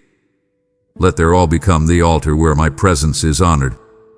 Your victory is not your own. It is my voice manifest. So relax. Resist the temptation to win their approval. My approval and my power are greater. You're not rising by rewriting your past. You're rising because I rewrote your future. You're not proving them wrong. You're providing a living manifesto of my sufficiency. They will be silenced, not by what you say, but by how I show up. And in that silence, let my glory ring. Let the echo of my presence redefine their expectations. Of you, yes, but more importantly, of who I am. My precious child, I am calling you beyond the comfort of logic and the safety of formulas. You've been conditioned to solve, to plan, to predict, and in many ways, that has carried you.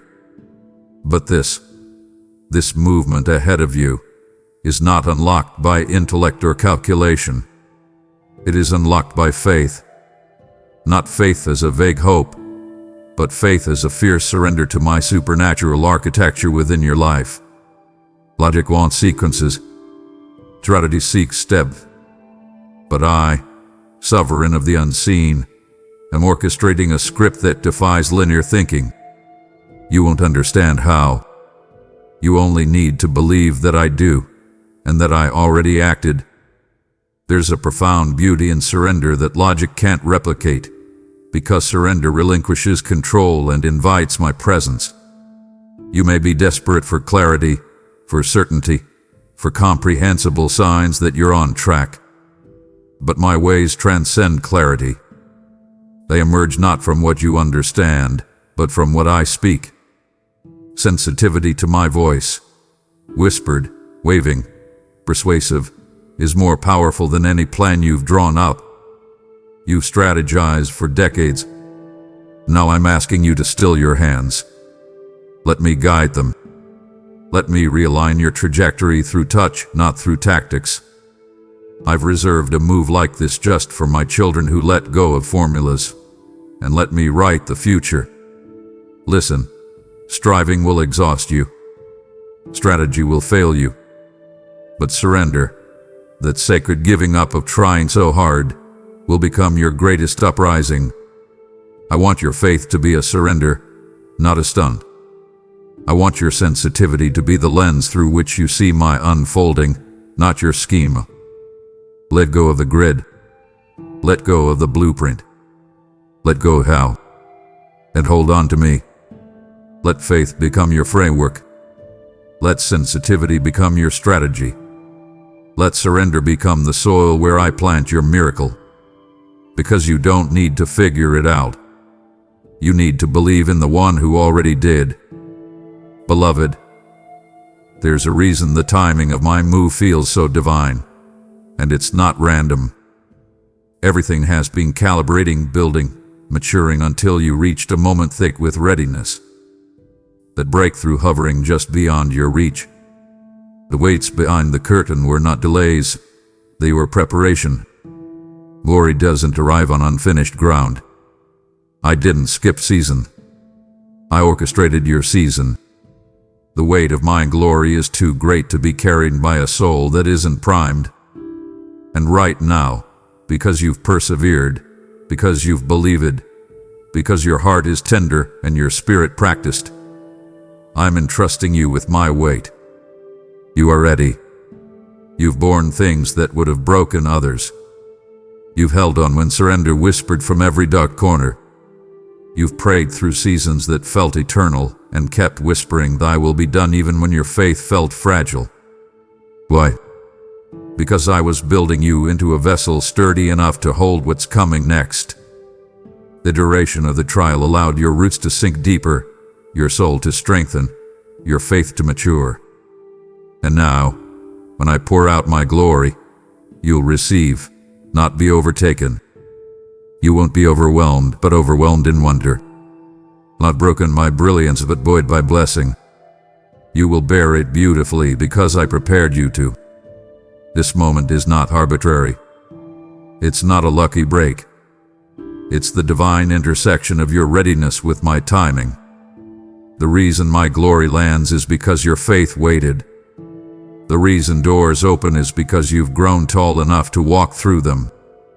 The reason miracles arrive is because your heart stopped resisting and began receiving. You weren't ready 7 days ago. You weren't ready yesterday. But today, you are. I've given you enough time to wring the prayers out of your heart, to shift the soil of your longing, to strengthen the courage awaiting its release. Now the mountain trembles not because of your rush, but because of my release into a prepared heart. So rise, beloved. Stand in this moment with open hands and surrendered strength. You've earned this, not by perfect performance, but by persevering faith. The weight of glory that once felt too heavy to bear, I've lifted it onto your arms. And now, with you, I carry it into a new season. Glory has found ground.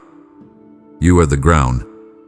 Open your soul and watch as weight becomes wonder, struggle becomes story, and this moment becomes your testimony. My precious child, hear this with your spirit, not just your ears. What's arriving in your life is not a reward for surviving. It's not compensation for pain. It's not a divine apology for what you endured. Oh, it is so much more. What's being released now is inheritance. Unchanging, unshakable, irreversible. I am not giving you something to balance the scales of past injustice. I am releasing something that belongs to you because of who you are to me. This is legacy, not just blessing but bloodline. Not just favor, but foundation. I'm not handing you a gift. I'm transferring ownership of a realm I reserved only for those who endured fire and kept their gaze fixed on me. You didn't just make it through. You passed the test of becoming. You remained. When others walked away, when it made no sense, when your prayers went unanswered, you chose me again and again. And I, in return, have chosen to crown you with what only inheritance can carry: authority, permanence, kingdom stature. What's coming won't be a brief celebration. It will be a permanent elevation. You're not being reimbursed for lost time. You are being enthroned to redeem time itself. This is not reparation. It's revelation. And what I reveal in you now will ripple into generations unborn. This is not the conclusion of suffering. It is the introduction of legacy. Understand this. Compensation is transactional, but inheritance is transformational. Descended names of bazillions of occasions. It elevates the environment around you because it was never about money, status, or applause. It was always about identity. You stepped into your truest name now, heir. And that word changes everything. Heirs don't beg. Heirs don't chase. Heirs receive. They carry what's been appointed to them. And right now, what's arriving is not to pay you back for the past, but to position you for the future. This is about territory, about influence, about the fullness of everything I always dreamed for you before the world called you not enough. So take this moment not as a relief, but as a rising. You are stepping into legacy. What you carry from this point on is not momentary, it is generational. Your obedience wrote history in the heavens, and now I write legacy into your lineage. What's coming is not a prize for performance. It is the promise of your position. You are not being favored. You are being established. Not just seen, but enthroned. Not just restored, but reignited. Because you are not merely surviving the impossible. You are becoming the evidence that with me, the impossible becomes inheritance. You've just received a word that was written in the ink of heaven. You felt it. You know this was for you. So now I ask, will you help carry it to the next person standing in the storm you just came through? I've done the impossible in you, and through you, I'm about to do the impossible in others. But it requires vessels. It requires those who are willing to sow into legacy. As it is written, those who refresh others will themselves be refreshed. Your gift is not casual, it's prophetic fuel. Support this mission now through super thanks, membership, or the PayPal link in the description, and I will honor your sacrifice with harvests that generations will never forget. Now, my child, don't let this holy moment pass by silently. If you know this word was for you, declare it. Speak it into the atmosphere. Comment below, the impossible is being done for me, right now. Let the enemies of your destiny hear it. Let heaven record it. And as you write it, believe this, what you release in faith, I will confirm in power. And as you declare that word, stop. Just for a moment, stop everything. Pause the scrolling. Silence the notifications. Set aside the lists that crowd your mind. I am breaking through the constant noise of your world to speak directly to you now. I know you can hear me beneath the deadlines, the notifications, and the endless list of tasks that scrolls through your mind. That pressure you feel at your job, the unspoken tension in your family, the quiet fear about the future that visits you in the middle of the night. I see it all. I see the weariness in your soul that you try so hard to hide. You feel overlooked, don't you? As if you are carrying the weight of it all completely on your own, putting on a brave face while inside you are just trying to keep from falling apart. This is a sacred pause I am creating for you. This is my personal invitation for you to step out of the frantic rush of time and into my eternal presence. Breathe in. Do you feel that knot in your stomach? That isn't from me. Let's undo it together. Stop your striving, the constant planning, the replaying of conversations, the worrying about what you will do next. What I am about to reveal to you requires your stillness. It requires you to let go of the controls you are gripping so tightly. You cannot fix this with your own strength, my beloved. You were never meant to. The world can wait. I promise you, it can. The emails will still be there. The problems demanding your attention will not disappear, but you will be different after this moment with me. Your encounter with your Creator cannot wait any longer. You have been running on empty, and I am here to fill you. You have been fighting in the dark, and I am here to turn on the light. This is not a lecture. This is a rescue. I am not here to add another burden to your list, but to lift the ones that are crushing you. Feel it now. In this quiet you are allowing, something powerful is happening. Heaven is bending low to touch your reality. It is not a distant, far-off place.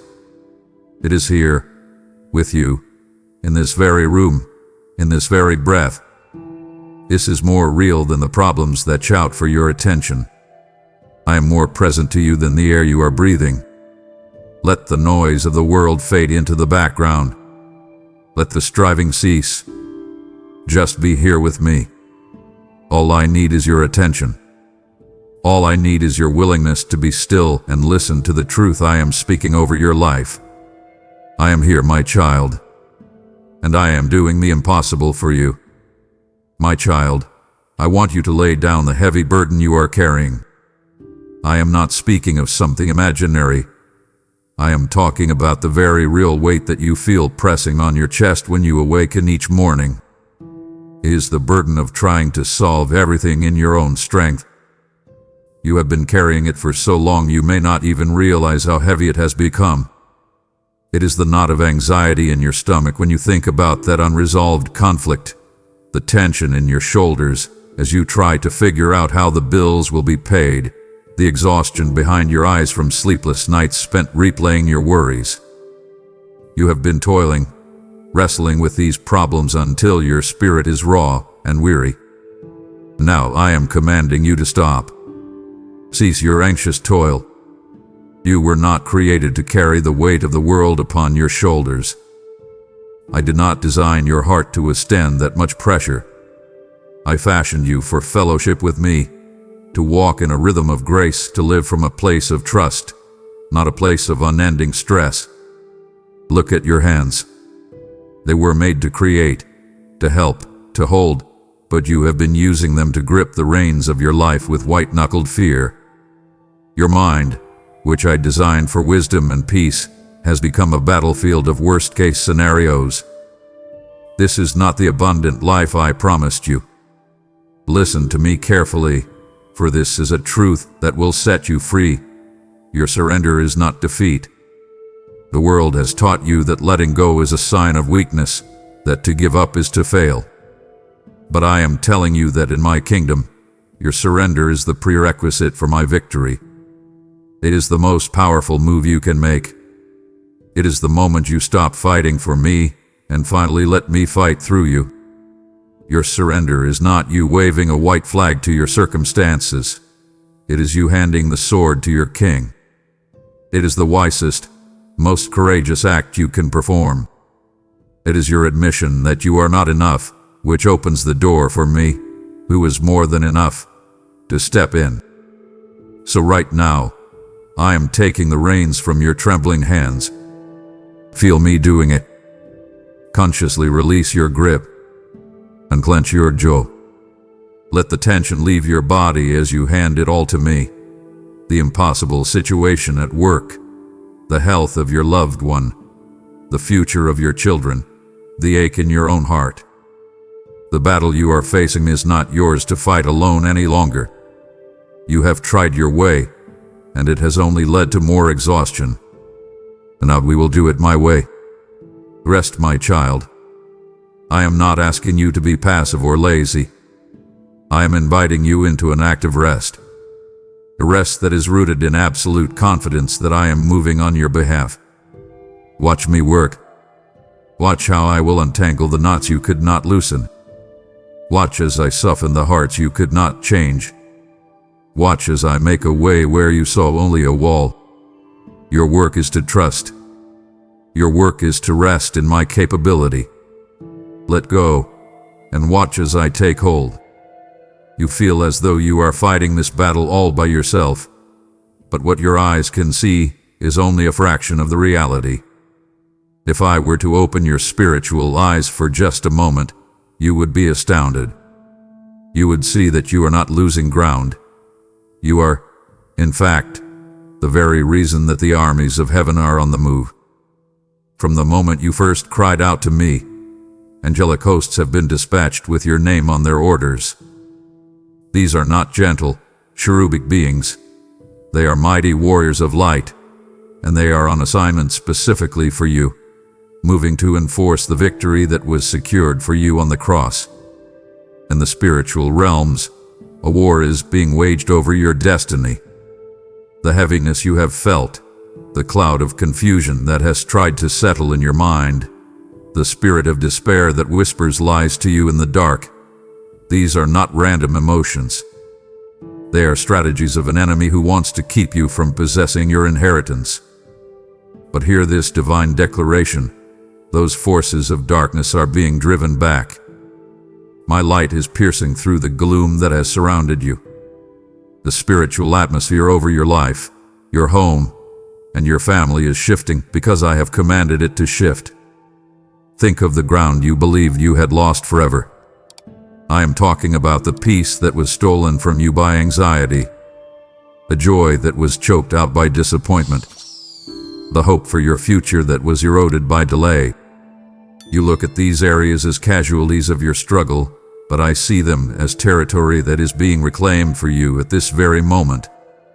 My angelic armies are marching to recover every inch of what rightfully belongs to you. That sense of purpose you thought had vanished, it is being restored. The dream you thought had died, I am breathing life back into it. I am your defender. While the enemy, the accuser, stands before my throne pointing out your every fault and failure, I stand as your advocate, your intercessor. And my blood, shed for you, speaks a better word. It speaks of mercy, not judgment. It declares you forgiven, righteous, and free. The case has been heard in the courts of heaven, and the verdict has been rendered in your favor. The accusations against you have been silenced, not because of your perfection, but because of my perfect sacrifice.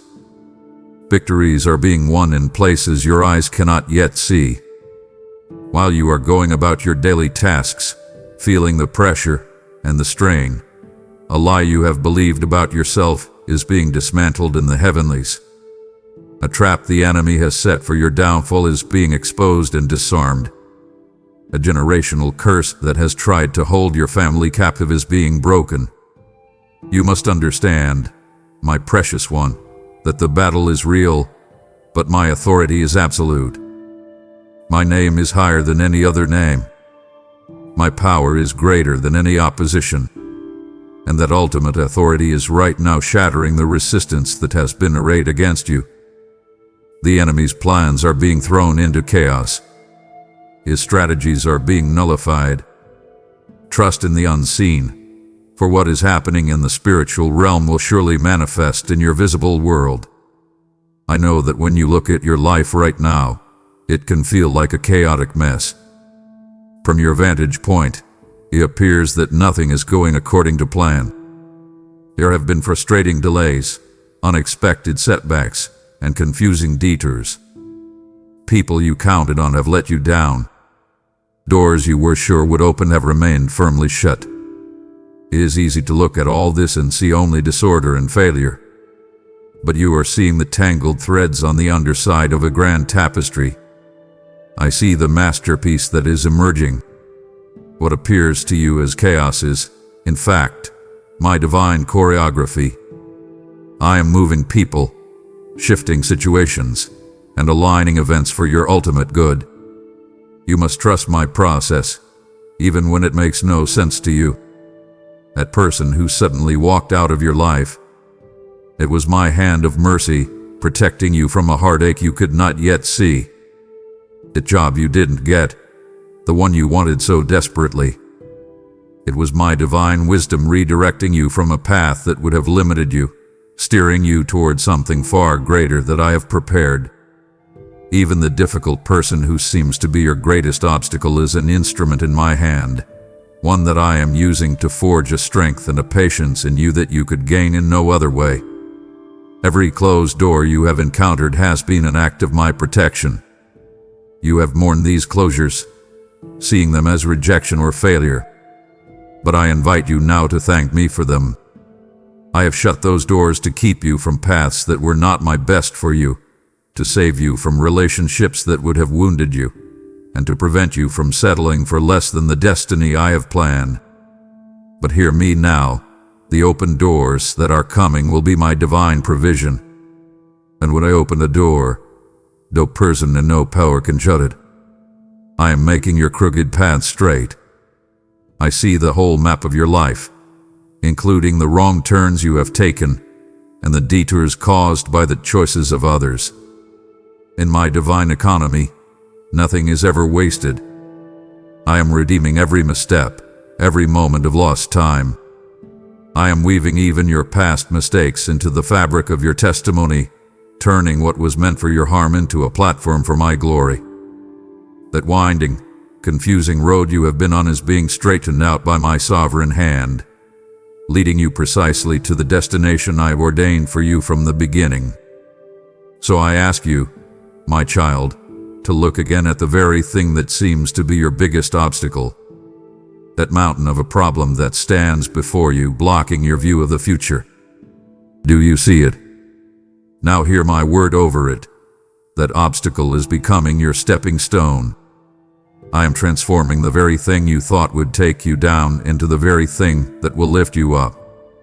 I am the master weaver of your life's tapestry, and I promise you, when you see the finished work from my perspective, you will understand that every single thread, even the dark and painful ones, had a perfect purpose.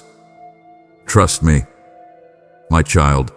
Let us now speak of the one place where the battle has been most intense, your own heart. I see beyond the brave face you show the world. I see the hidden wounds, the old scars that still ache when touched by a memory. I know the rejection that made you feel worthless, the betrayal that shattered your ability to trust, the failure that draped a cloak of shame over you that you have struggled to remove. You feel fragmented, as if parts of your soul have been broken off and scattered by the storms of life. Hear me now, for I am the divine healer. I am gathering every single one of those fragmented pieces of your soul. My hands, the same hands that formed the mountains and spun the galaxies into existence, are now moving with infinite tenderness to make you whole again. I am pouring the healing oil of my spirit upon the wounds you thought would never heal. Those raw places of bitterness, the deep infections of unforgiveness, the nagging pain of grief. Receive my healing now. It flows like a warm, soothing balm into the deepest recesses of your heart, cleansing, disinfecting, and beginning the work of closing wounds that have been open for far too long. This is not a superficial patch. This is a deep, supernatural surgery of the soul, performed with perfect love and precision. You do not have to live with that pain forever. Today, the healing begins. I am rewriting the painful narratives that have played on a loop in your mind. You know the ones I mean. The story that says, I am not lovable. The one that whispers, I will always be abandoned. The one that shouts, I can never be truly forgiven for what I did. These are lies from the enemy, written in the ink of your past pain. But I am dipping my pen into the ink of my own redeeming blood, and I am writing a new story over your life. My story says you are deeply loved. You are chosen. You are righteous in my sight. You are mine. I am canceling the old narratives and establishing my truth as the new foundation of your identity. From the ashes of your greatest pain, I am bringing forth incomprehensible beauty. Do not despise the places where you have been burned and broken. Do not look upon your past sorrows as a wasteland, for it is in that very soil, watered by your tears and tilled by your suffering, that I am planting the seeds of your most powerful ministry. The strength you are gaining, the compassion that is growing in your heart, the wisdom you are acquiring, all of it is rising from the ashes.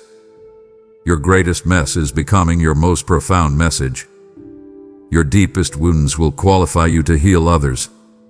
I am silencing the inner voice of shame that has been your constant accuser.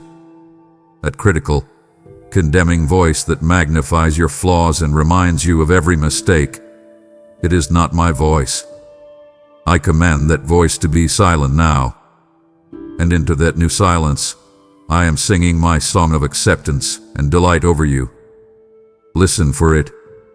It is a melody of pure grace. Can you hear it?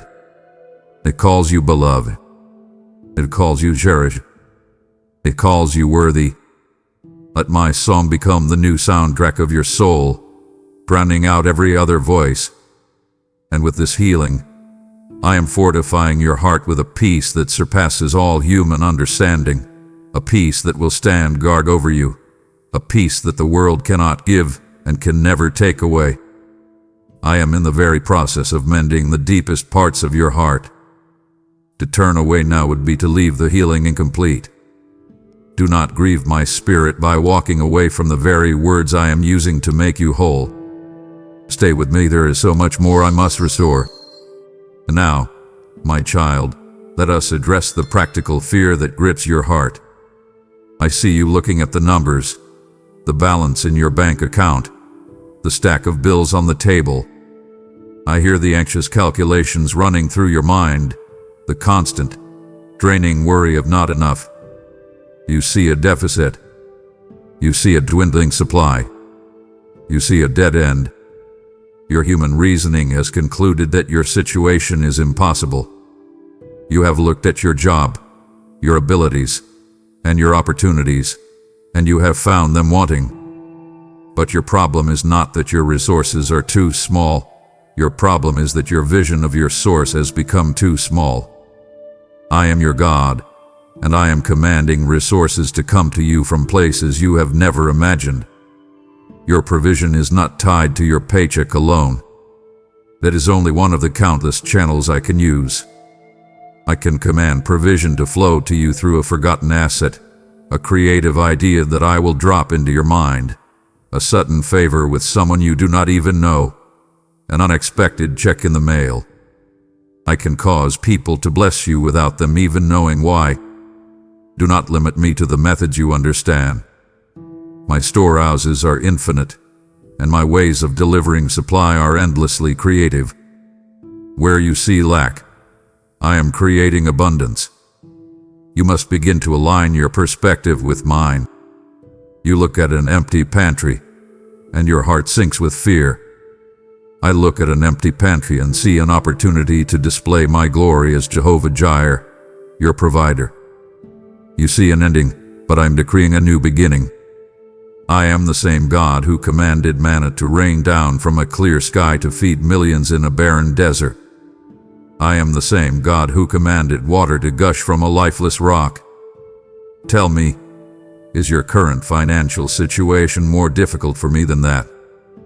Do you truly believe that the God who owns the cattle on 1,000 hills is stumped by your rent payment or your medical bill? The windows of heaven are opening over your life. This is not just poetic language, it is a spiritual reality. I am releasing a downpour of blessing, favor, and provision that will be so overwhelming it will not only meet your needs, but will overflow to bless others through you. Prepare yourself to receive. Stop praying prayers of doubt and fear, and start preparing for the overflow. That feeling of not enough that haunts you. Your time is not enough. Your energy is not enough. Your money is not enough. I want you to take that meager offering and place it in my hands. Remember the boy with his small lunch of 5 loaves and 2 fish. In his hands, it was barely enough for one. In my hands, it fed a multitude with baskets left over. This is my divine mathematics. I do not add, I multiply. Give me your not enough, and watch what I do with it. So I command you today, take your eyes off your limited resources. Stop staring at the problem. Stop magnifying the lack. Lift your gaze from the bills on the table and the numbers on the screen. Look to me. I am your unlimited, unfailing, inexhaustible source. Your job is not your source. Your family is not your source. The government is not your source. I am, and my supply never runs dry. Rest in this truth, and watch me provide for you in ways that will leave you in absolute awe. My child, let us now confront the invisible arrows that have wounded your spirit most deeply. The words spoken over you by others, and the even harsher words you speak to yourself. I have seen how the careless criticism from someone you trusted has replayed in your mind for years. I have felt the sting of betrayal when a friend's loyalty turned to gossip. I know the weight of a parent's disapproval and the subtle poison of a coworker's slander. These words have tried to weave a false identity around you, a cloak of inadequacy you were never meant to wear. And even more relentless has been the voice of your own inner critic, the one that magnifies every mistake and catalogs every failure. That voice is the loudest of all, isn't it? It has convinced you that you are a disappointment, that you are not enough, that you have made too many mistakes to ever be truly used by me. Today, by the authority of my eternal name, I am silencing those voices. I am canceling every single word, every curse, every negative pronouncement spoken against you that does not align with my absolute truth. In the spiritual realm, this is a divine and legal decree. I am stamping every lie with a seal of null and void. The power those words held over you, their ability to shape your emotions and dictate your worth, is now officially revoked by the King of Heaven and Earth. I want you to see those words, those painful, heavy words, turning to dust and blowing away in the wind of my spirit. They no longer have any claim on you. Their legal right to torment you has been terminated. I am exposing the lies of the enemy that have haunted your thoughts for so long. The lie that says, you will always struggle with this. The lie that whispers, you are a fraud, and you will be found out. The lie that screams, you are damaged beyond repair. These are the phantom chains that have held you captive. Now, hear my truth that shatters them. Where they called you weak, I call you strong in me. Where they called you a failure, I call you my masterpiece in progress. Where they called you unworthy of love, I call you the cherished object of my eternal affection. I am stripping the spiritual power from the tongues that have spread gossip and slander against you. The words may still be spoken in the world, but I am neutralizing their venom. They will no longer have the power to penetrate your spirit. Imagine an arrow striking a shield and falling harmlessly to the ground. That is what I am doing for you.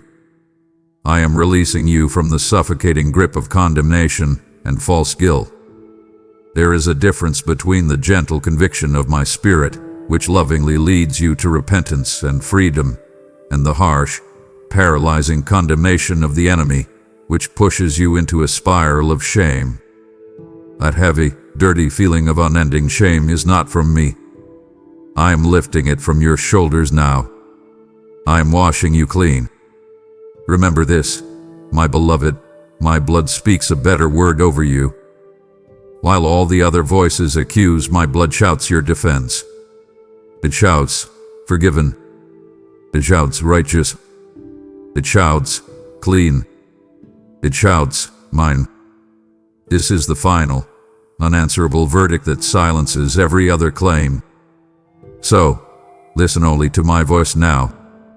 I need you to intentionally tune out the frequency of accusation and tune into the frequency of my love.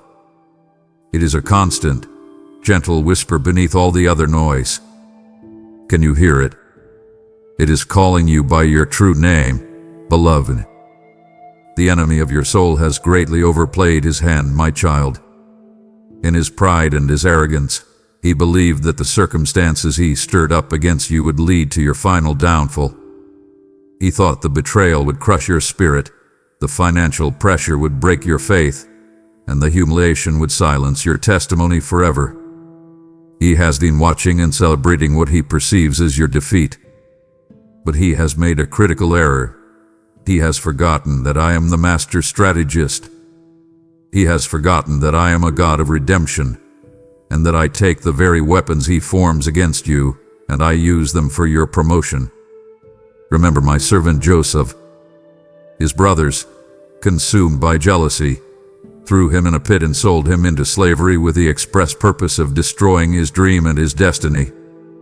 From a human perspective, their plans succeeded.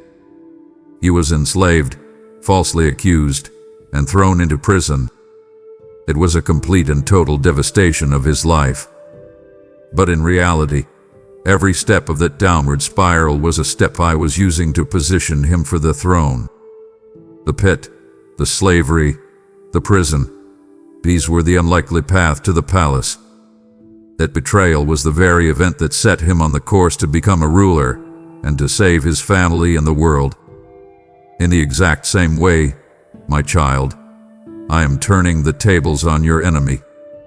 The very plot that was designed to destroy you, I am now transforming into the platform for your greatest testimony and your highest honor.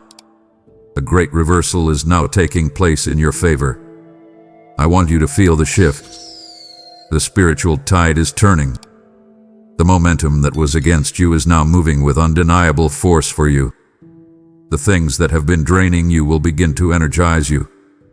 The situations that have been confusing you will begin to have supernatural clarity. Things in your life that have been stuck, stagnant, and unmoving are now beginning to flow in the opposite direction, toward my promised victory. Those who have looked down on you, dismissed you, underestimated you, or mocked your faith, prepare yourself. They are about to witness the undeniable evidence of my hand of favor upon your life. This is not for your revenge, but for my glory. They will see you lifted up. They will see you blessed.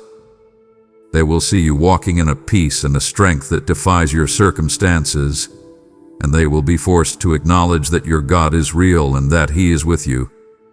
Your life will become a sign and a wonder to them. Your season of mourning is being turned into a season of dancing.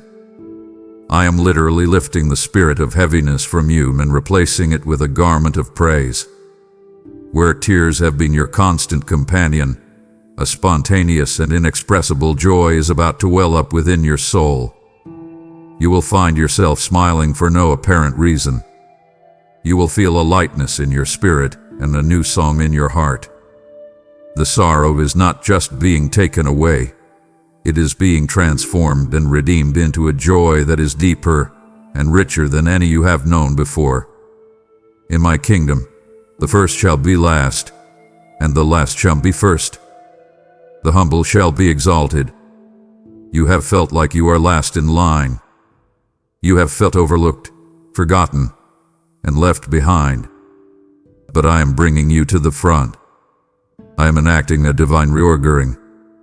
The pit the enemy dug for you is about to become the very stage from which you will proclaim my faithfulness.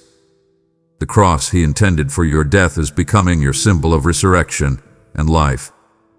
This is my signature move, my pattern of redemption, and it is happening for you right now. My child, I know the fire of this trial feels intensely hot. There are moments when you are certain you will be consumed by it, when the pressure is so immense you feel that you will surely break.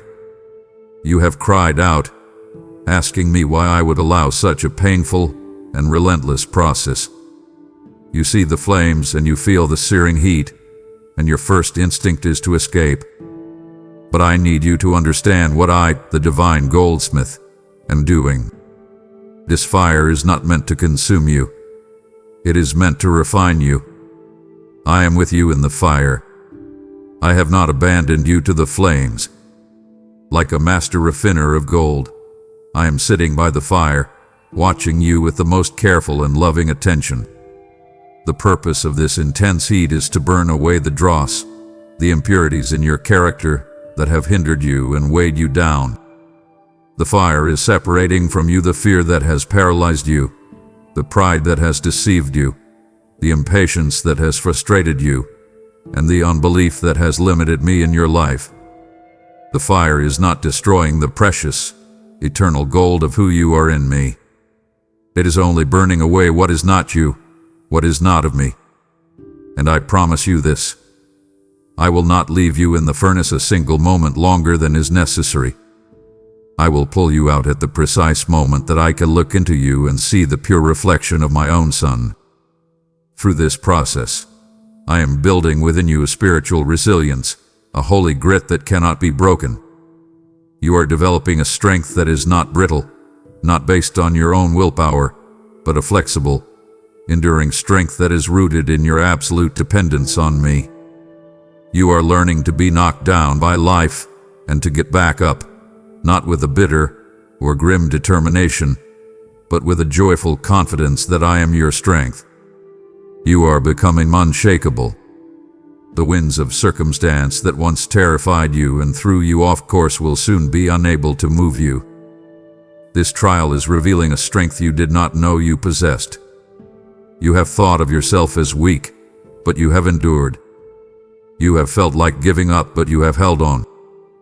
This is because the pressure is causing the strength that I placed within you from the beginning to rise to the surface. It was always there, dormant, waiting for the right conditions to be activated. This trial is its activation. You are discovering who you truly are in me, and you are far stronger than you ever believed. Think of me as the master sculptor, and this trial as my chisel. I know the chisel can feel sharp and painful at times. I know it hurts as I chip away the pieces of your old self that are not part of the final masterpiece I envision. But every chip, every cut, is made with loving precision. My goal is to sculpt you into the beautiful and glorious image of Jesus.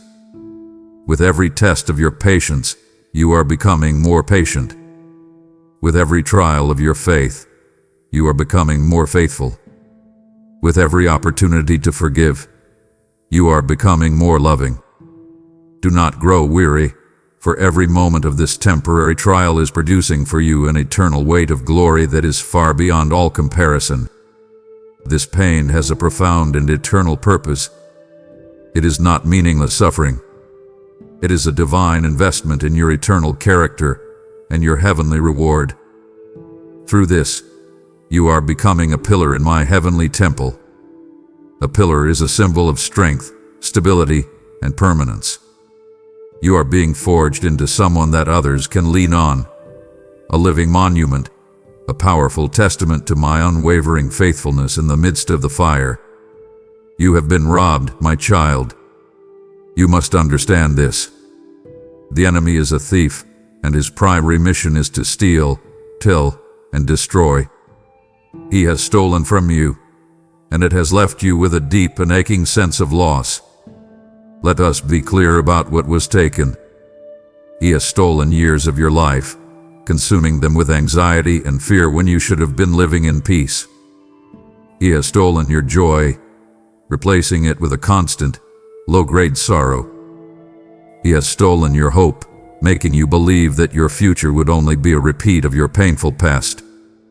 He has stolen financial opportunities, health, and the harmony in precious relationships. You look at your life and see the empty spaces where these things used to be, and your heart grieves.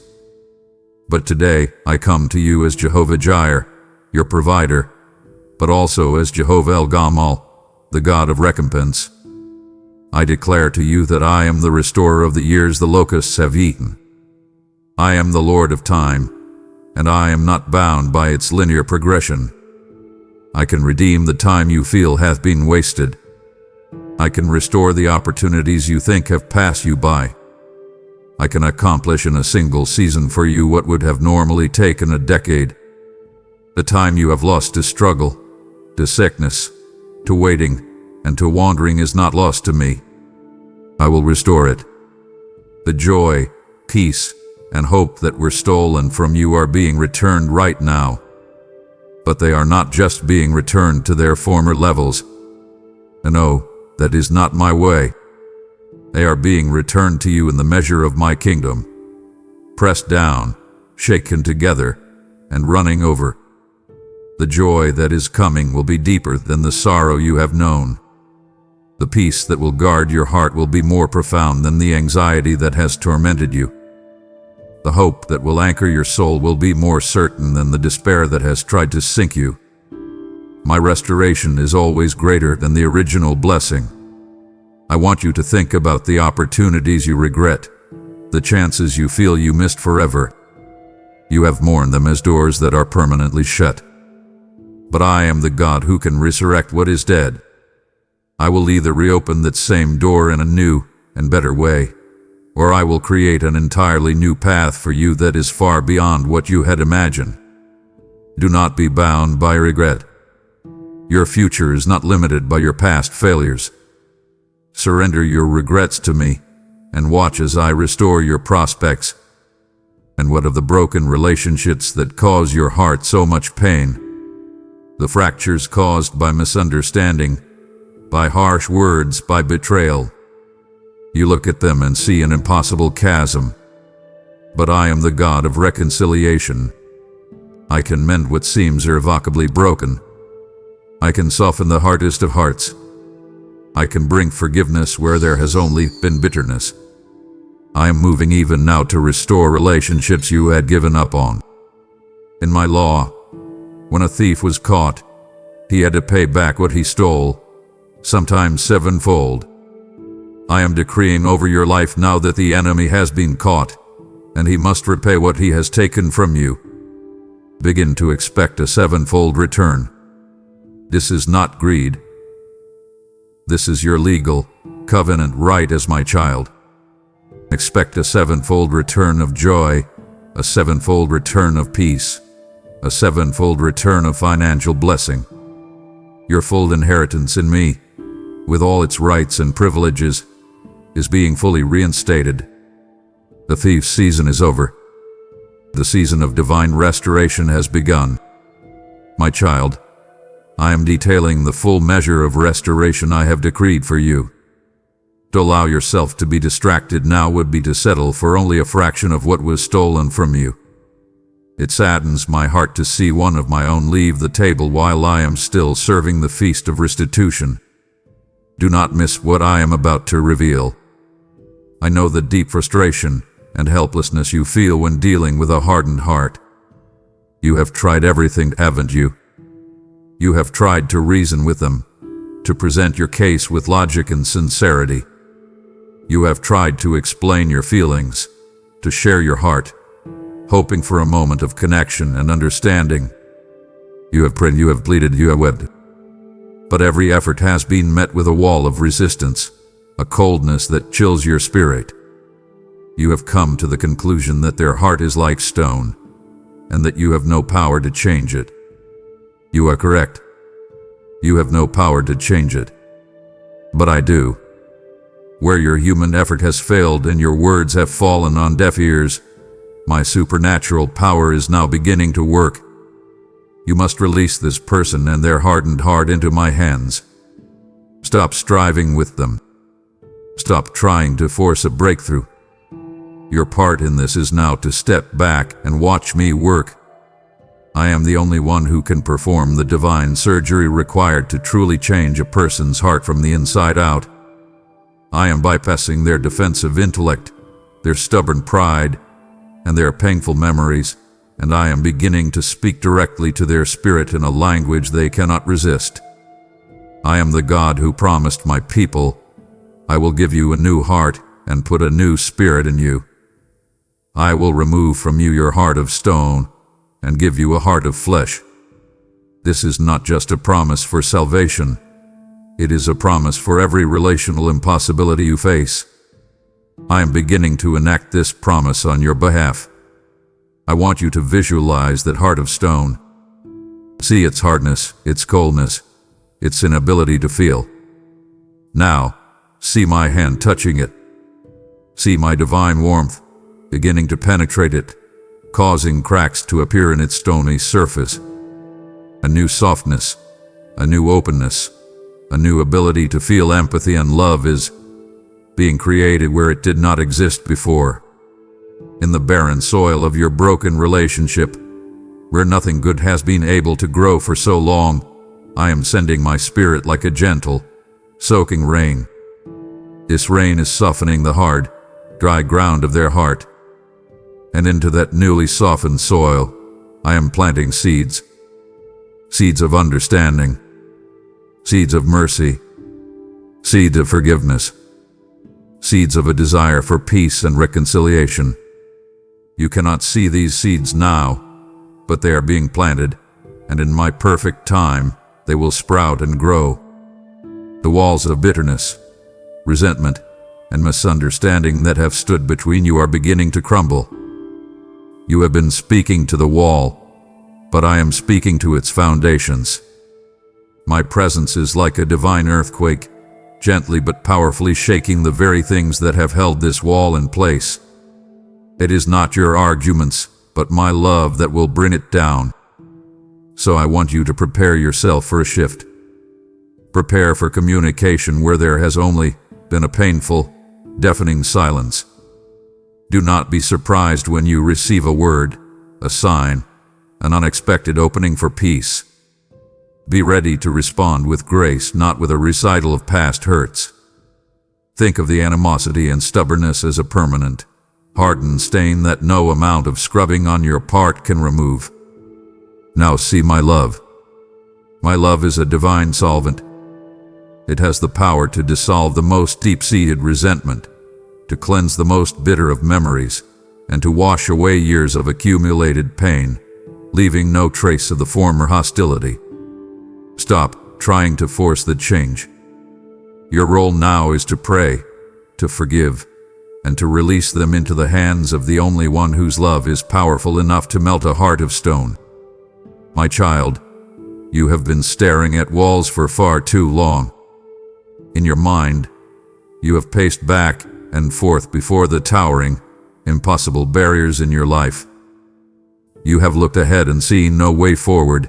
The path you thought you were on has come to a dead end. The gate to your promise seems rusted shut, and the people who hold the keys are not answering your call. You have exhausted every strategy, every connection, every ounce of your own strength trying to force a way through, and you have come to one conclusion: you are stuck. You feel trapped by your circumstances, imprisoned by your limitations. And in the natural, you are right. But I am not a God who is bound by the natural. I am the God who creates pathways through parted seas and brings down fortified walls with a shout. I am now doing for you what I did for my people Israel. I am creating pathways where there are no roads. You are looking for a pre-existing path, but I am forging a brand new one right through the middle of your wilderness. This path will not be one you could have found on your own. It is a supernatural highway that I am constructing moment by moment as you walk forward in faith. Where you see only an impassable mountain range, I see the ground I am about to level. Where you see a raging river, I see the place where I will lay down stones for you to cross on dry ground. Stop looking for the logical way forward. The path I am making for you will defy logic and glorify me. Hear this promise from my own lips, a promise that is being activated in your life at this very moment.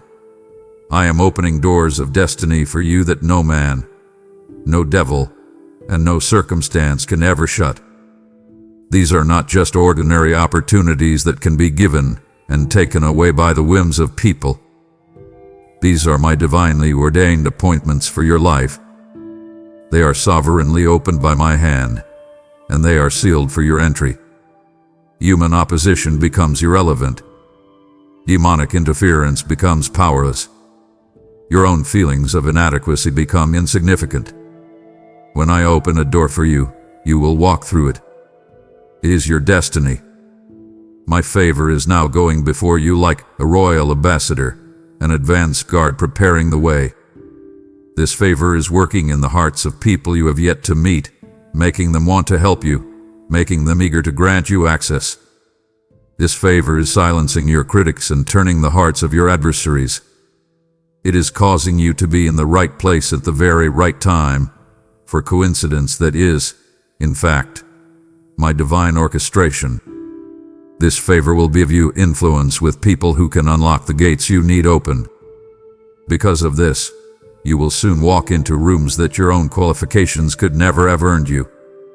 You have looked at your resume, at your background, at your past, and you have disqualified yourself. But I have qualified you by my grace. Your entry into these new realms of influence and opportunity will have nothing to do with your own merit and everything to do with my unmerited favor. This is so that you, and everyone watching you, will know that it was my hand alone that brought you there. It is for my glory. The vision I have placed deep within your heart, the one you have been afraid to even speak aloud because it seems so impossible.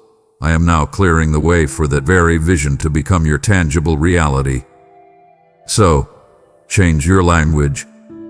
Stop speaking about the walls.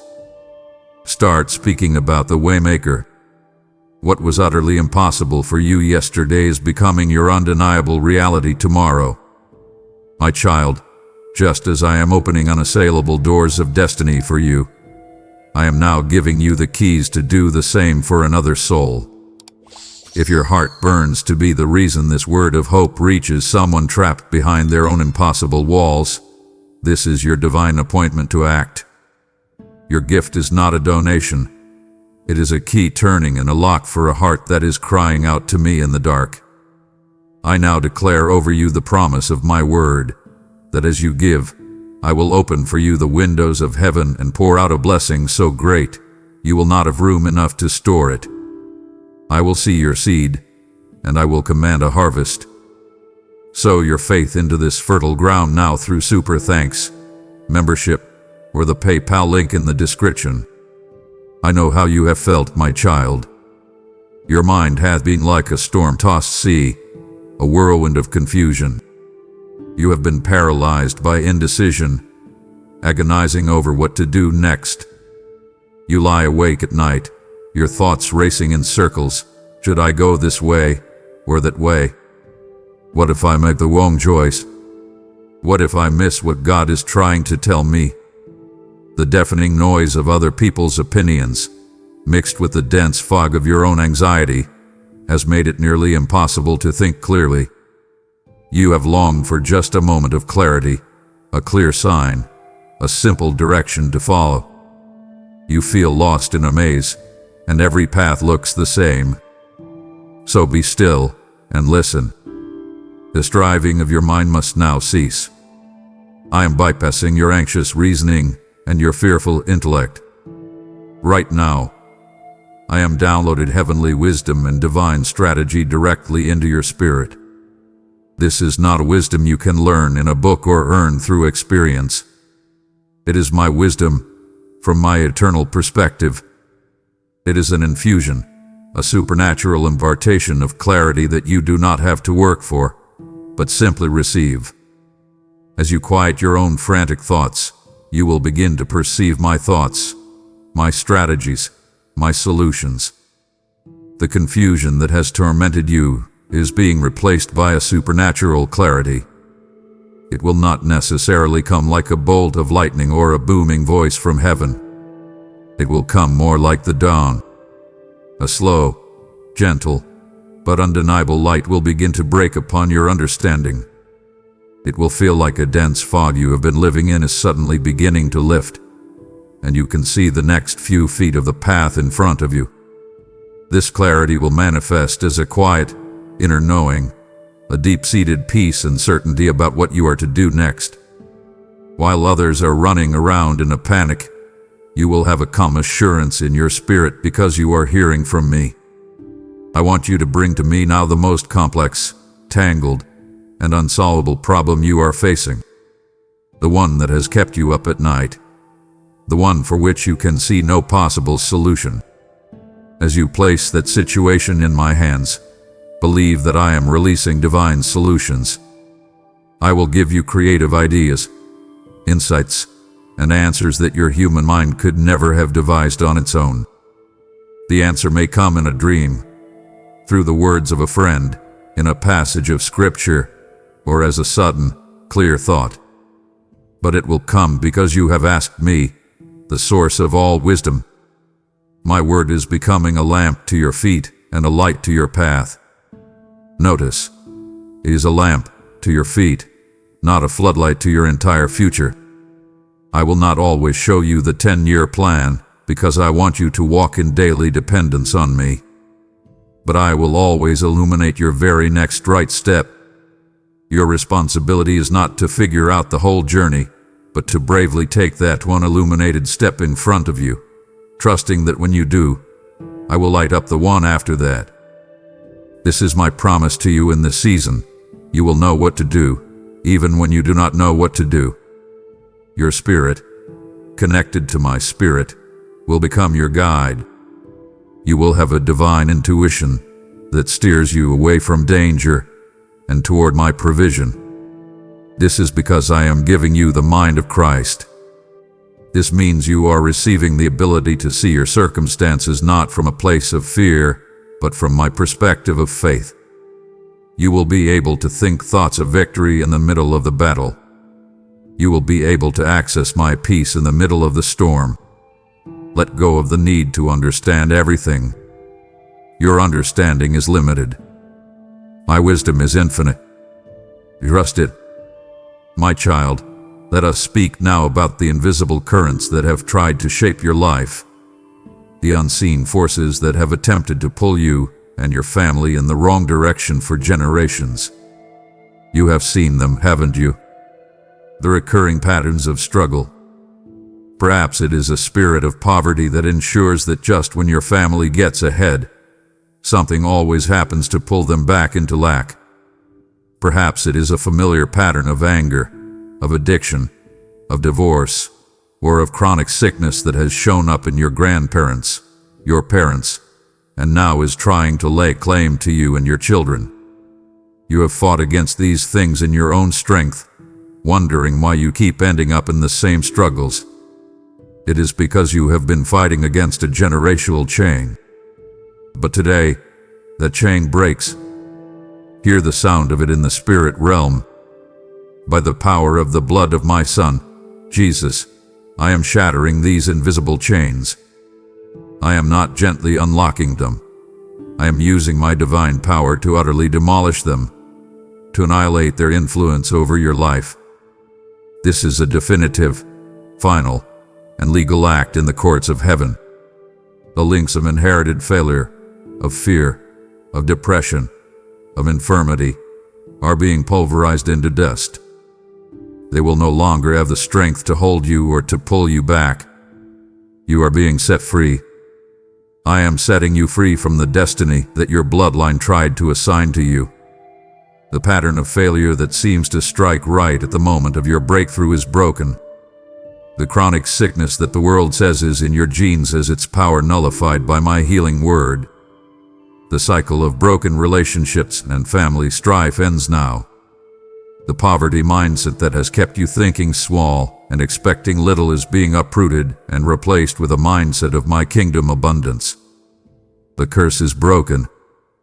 Any curse spoken over your family line, any legal right that the enemy has claimed because of the sins of your ancestors, has been fully and completely paid for and canceled by the sacrifice of my Son on the cross. He became a curse for you so that you could walk in the blessing. Therefore, I declare that you are no longer living under a closed heaven of generational struggle. You are now living, breathing, and operating under a wide-open heaven of my divine blessing. This is your new identity, and this is your new calling. You are a chain breaker. Your freedom is not just for you. It is a gift that will impact generations to come. I am positioning you as a transitional character in your family's history. You are the one who stands in the gap and says, "As for me and my house, we will serve the Lord." You are the one through whom I am establishing a new legacy. A new story is beginning with you. The old story of struggle, lack, and brokenness finds its end in you. The new story of freedom, victory, abundance, and godly heritage begins with you. Your children and your children's children will be blessed because of the stand you are taking today. This is possible because the blood of my Son has completely rewritten your spiritual DNA. This is a truth you must hold on to with all your might. Your primary identity is no longer defined by your earthly bloodline. You have been born again into my divine bloodline. The tendencies, the weaknesses, and the curses of your old lineage no longer have dominion over you. You have been given a new spiritual heritage, one that is defined by righteousness, peace, joy, and victory. Walk in this freedom, chain breaker. Your new legacy starts now. We have spoken of your body, but I am not finished with the complete transformation of your life. Can you feel the weight of this holy moment? It would pain me to see you receive only a portion of the wholeness I have for you. The next truth I have is vital for your new beginning. Listen still. My child, I have not overlooked your physical suffering. I see the pain in your body that you live with every day. I know the deep weariness that comes from a chronic condition, the wave of fear that crashes over you when you hear a frightening diagnosis from a doctor, and the immense frustration of living in a body that feels like it has betrayed you. You have prayed for healing, and at times, it has felt like your prayers have gone unanswered. You have wondered if it is my will for you to remain in this state of affliction. Let me be clear with you, for I am the Lord who does not change. Your healing has already been paid for. This is not something you must strive to earn or beg me for. It is a finished work, accomplished by my Son, Jesus, on the cross. His back was torn by stripes so that your body could be made whole. Sickness was nailed to that cross with him. Your healing is a purchased possession, a vital part of the inheritance that belongs to you as my child. Your part is not to persuade me to heal you, but to learn how to receive the healing that has already been provided for you. I am your Creator. I formed you in your mother's womb.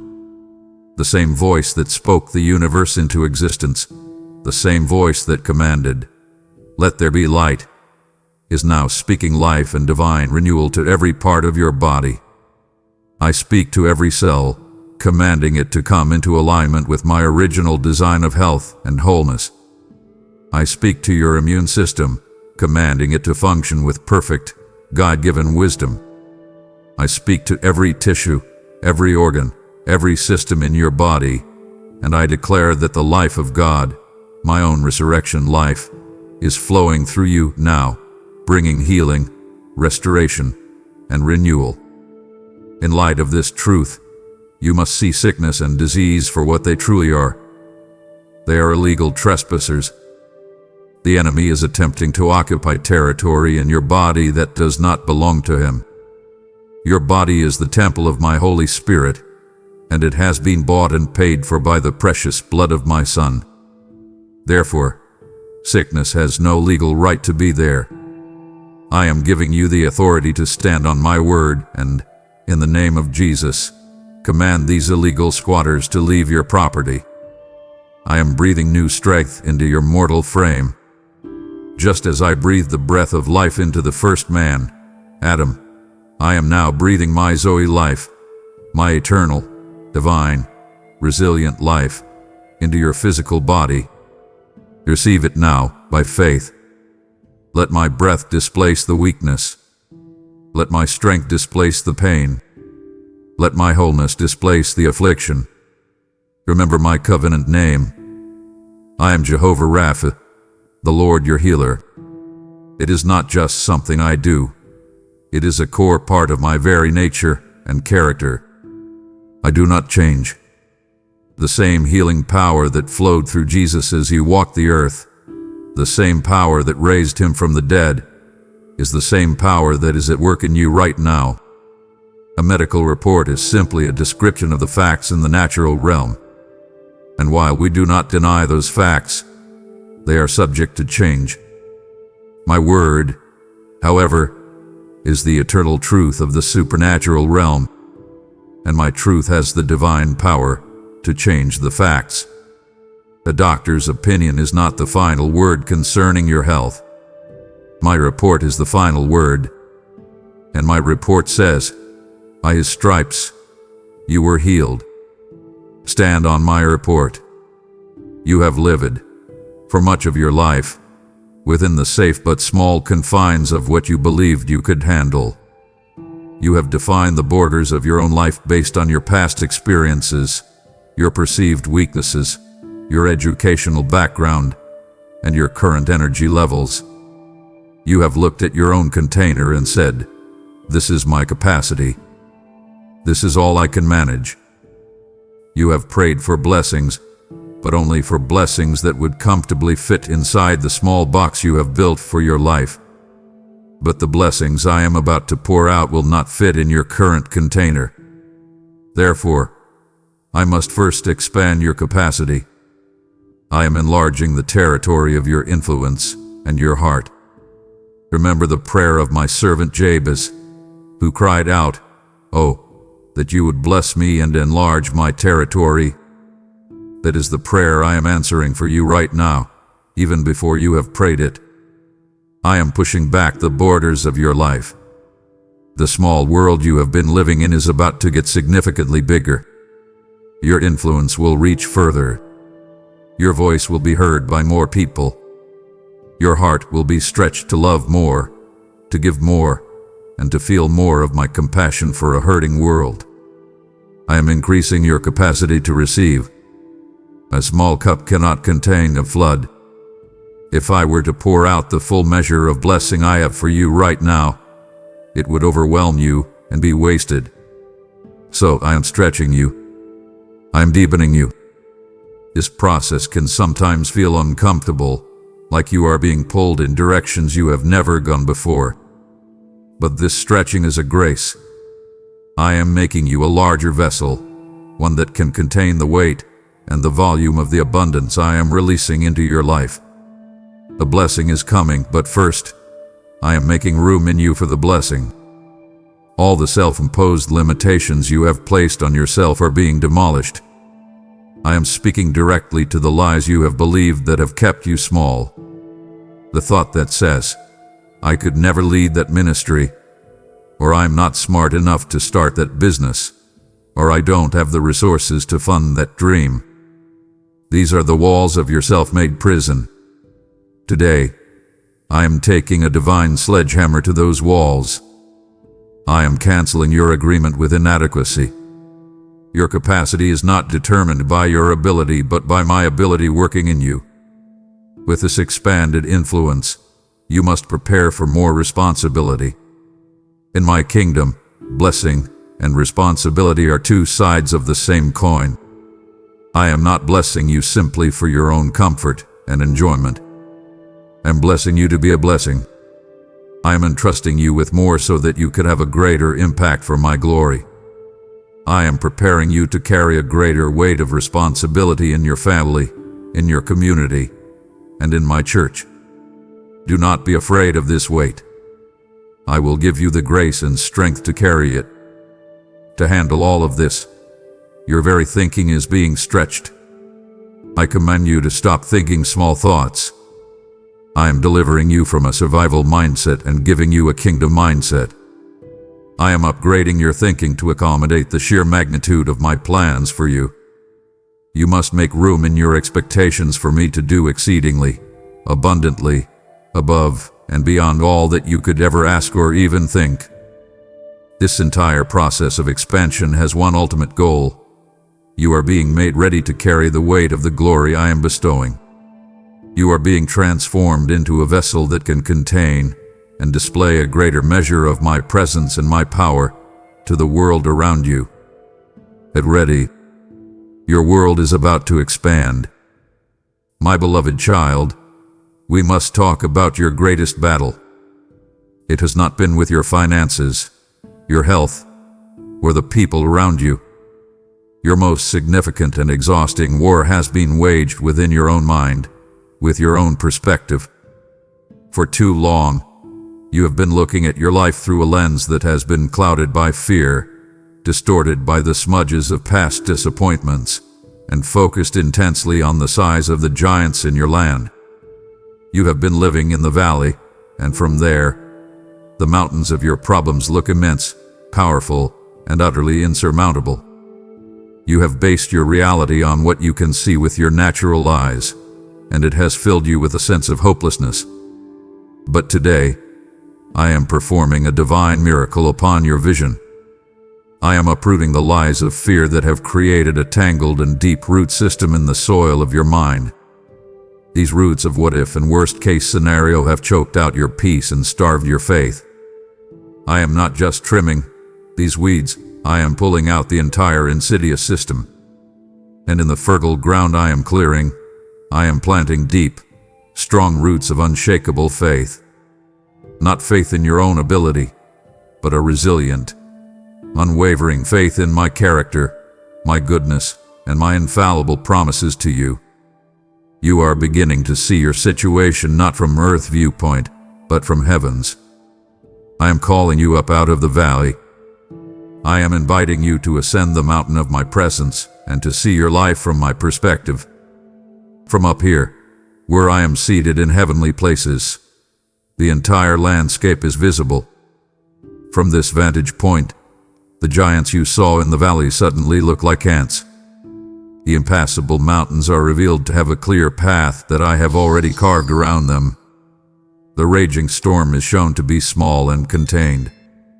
Your perspective is shifting from being problem-focused to being promise-keeper-focused. Your mind is being renewed.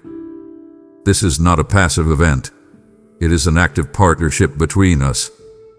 As you intentionally choose to reject thoughts of fear and defeat, I will flood your mind with my thoughts of hope and victory.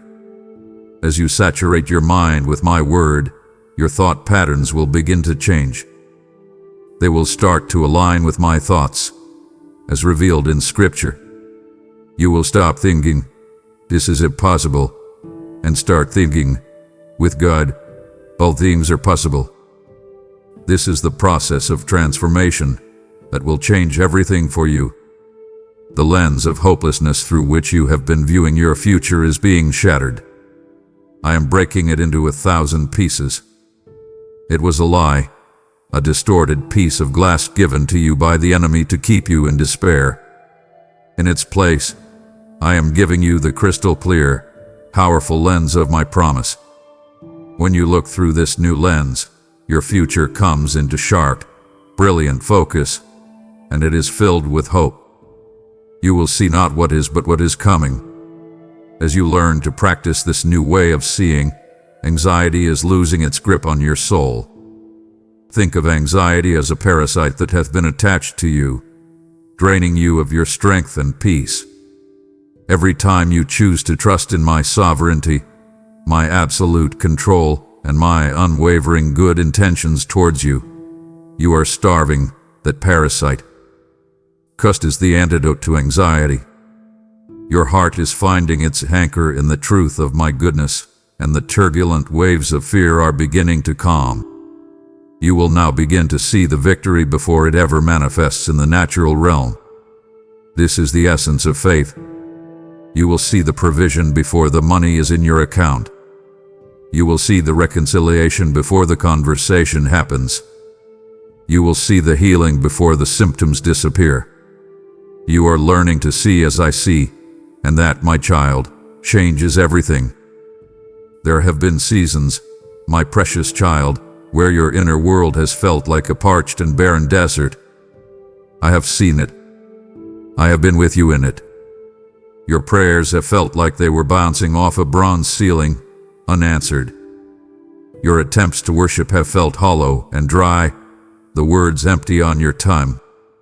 My voice, which you once heard so clearly, has seemed distant and faint. You have gone through the motions of your faith, but your spirit has felt dull, heavy, and unresponsive. You have longed for a sign, for a touch from me, for a single drop of rain in your spiritual drought. You have felt disconnected, and that disconnection has been a source of deep pain for you. Now, hear the sound of approaching water. I declare that the dry, barren places in your soul are being flooded with my living water. This is not a gentle sprinkle. I am opening the floodgates of my spirit over you. I am releasing a deluge of my presence that will rush into every dry creek bed, every desolate canyon of your heart. It will bring life, refreshment, color, and vibrancy to the most deserted and neglected parts of your inner being. The season of your spiritual drought is officially over. The refreshing is here.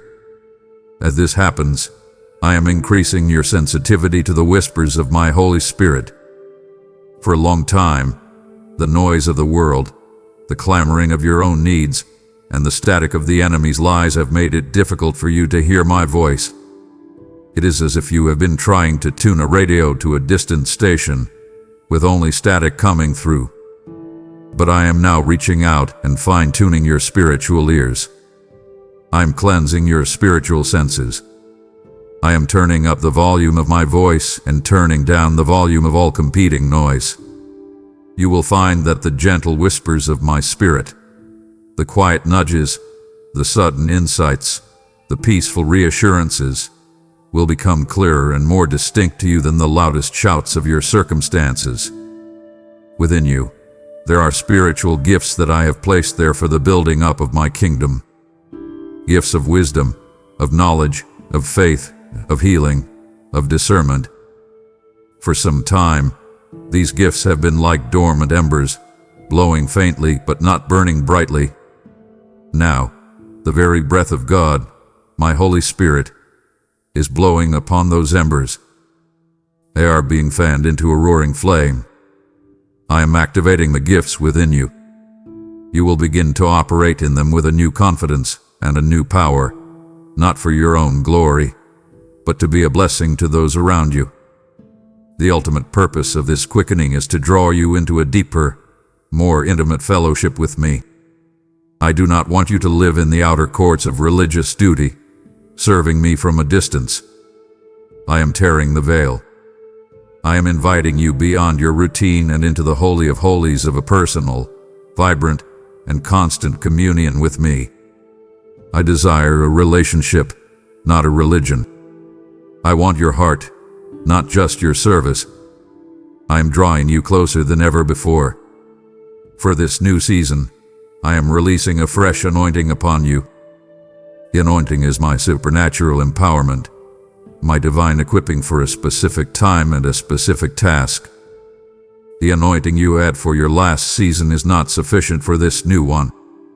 So, I am pouring out a fresh oil, a new and potent anointing that will specifically equip you for the challenges and opportunities that lie directly ahead. You will feel a new power, a new grace, a new authority resting upon you. And through this, you are becoming a conduit of my power to the world. You are shifting from being a reservoir, trying to store up my presence for yourself, to being a channel, an open conduit through which my love, my healing, and my miracles can flow freely to touch a desperate and hurting world. Your spirit is coming alive. You look at your current situation, my child, and you see a mess. You see a tangled web of problems, a landscape of pain, and perhaps even a deep sense of shame over your own mistakes. You look at this chapter of your life, and you desperately wish you could tear it out of your story forever. You wonder how anything beautiful, anything good, anything of value could possibly come from such chaos. In your darkest moments, you have believed that this struggle has disqualified you, that it has ruined your story. But I am the great Redeemer, and in my hands, nothing is ever wasted. I want you to look at that mess again, but this time, see it through my eyes. What you see as a disaster, I see as the raw material for a story that will bring me immense glory. You see a pile of ashes, I see the makings of a bonfire that will give light and warmth to many. You see a broken vessel, I see a container that, when mended by my hands, will uniquely display the golden light of my grace through its very cracks. This current struggle is the raw material for your most powerful testimony. I have not been deaf to your cries or blind to your tears. I have seen every moment of your anguish, and I tell you a divine secret. Not a single tear you have cried has been wasted. I have collected each one. Every tear hath been a liquid prayer, a seed of sorrow that you have planted in the soil of your suffering. You thought you were just weeping, but you were actually sowing. And from those seeds of sorrow, I am now bringing forth an incredible harvest of joy, a joy so profound and resilient that it could only have been born from such deep pain. This is my promise to you. Your mess is being transformed into your most powerful message. The very area of your life where you have struggled the most, where you have felt the most shame, the most failure, the most pain, that is the exact area that I am transforming into your greatest sphere of influence. Your wounds are qualifying you to become a healer to others with the same wounds. Your battle with anxiety will equip you to bring my peace to the anxious. Your struggle with lack will empower you to release my provision to the poor. Your experience of betrayal will give you the grace to minister to the brokenhearted. Do not despise your struggle. It is your divine training ground. In my kingdom, nothing is wasted. I am taking the very pen that the enemy intended to use to destroy you, and I am repurposing it. It is becoming a powerful tool in my hand, a key that will unlock prison doors for other people. You will be able to look someone in the eye who is in the middle of the same fire you are in now, and you will be able to say with absolute authority, I know this fire. I have been here, and I am here to tell you that our God is able to deliver us.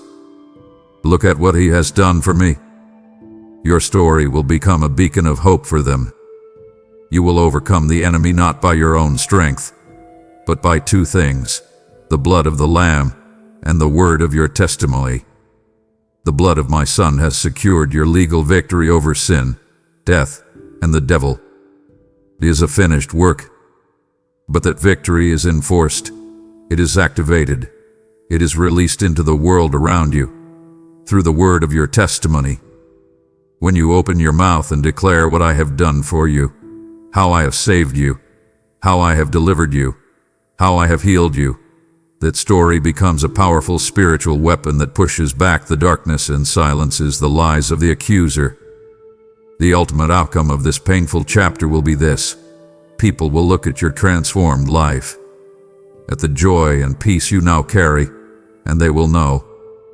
They will know that you could not have done this on your own. Your life will become the undeniable, irrefutable proof of my goodness, my power, and my redeeming love. And they will have no other explanation but to say, only God could have done this. I know how agonizing the waiting has been for you, my child. From your perspective, it feels like an unbearable delay. It feels as if I have forgotten my promise to you. You have prayed and fasted. You have believed and confessed, and yet you still find yourself in the hallway of waiting. You have cried out in the night, How long, O Lord? How much longer must I endure this?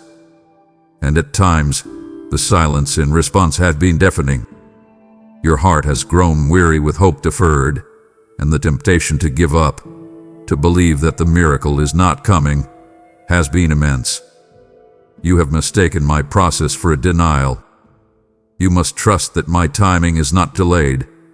It is deliberate and perfect. You live within the confines of human time, where every second feels urgent. I operate from eternity, where I see the beginning from the end. What feels like a frustrating delay to you is, from my perspective, a precise, strategic, and perfectly orchestrated period of preparation. I am never early, and I am never late. I will always act at the exact right moment to bring about the greatest good for you and the greatest glory for my name. While you are in this waiting room, seeing nothing happening on the surface, I want you to know that I am intensely active on your behalf behind the scenes. You see only the closed curtain, but behind that curtain, there is a flurry of divine activity. I am moving people into position. I am arranging circumstances. I am dealing with obstacles you do not even know exist. I am fighting battles for you in the heavenlies. If I were to act a moment sooner, the victory would not be complete. You see only the stillness of the waiting. I see all the pieces of a complex and beautiful plan moving perfectly into place. Here's a truth that will change how you wait. You are not just waiting for me to prepare the promise for you. I am using this time to prepare you for the promise. If I were to give you the blessing you are asking for right now, it might crush you. You do not yet have the character, the strength, the humility, or the wisdom to handle the weight of the blessing I have for you. So, this waiting period is not a punishment, It is a holy and loving preparation. I am using this time to forge my character in you. I am teaching you endurance. I am deepening your trust. I am purifying your motives. I am making you into a person who can not only receive the promise, but can steward it well for a lifetime. There is a set time on my divine calendar for your deliverance. It is a preordained appointment. It is not a vague hope. It is a fixed date. And every day that passes, every moment you endure, brings you one step closer to that set time. The vision I have given you is for that appointed time. Though it may seem to tarry, you must wait for it, because it will certainly come and will not be late. Do not mistake my patience for inaction. My patience is an act of my profound grace, giving all the necessary elements the time to align for your perfect breakthrough. It is the loving restraint of an all-wise God who knows the precise moment to act for maximum impact. And when that moment arrives, the breakthrough will come suddenly. The waiting may have felt long, slow, and arduous. But when my set time is fulfilled, the shift will happen with astonishing speed. The door will swing open. The provision will arrive. The healing will manifest. The relationship will be restored. It will happen so quickly it will take your breath away. So stand firm. Hold on to your hope. Your waiting is not in vain. You are on the precipice of your sudden breakthrough.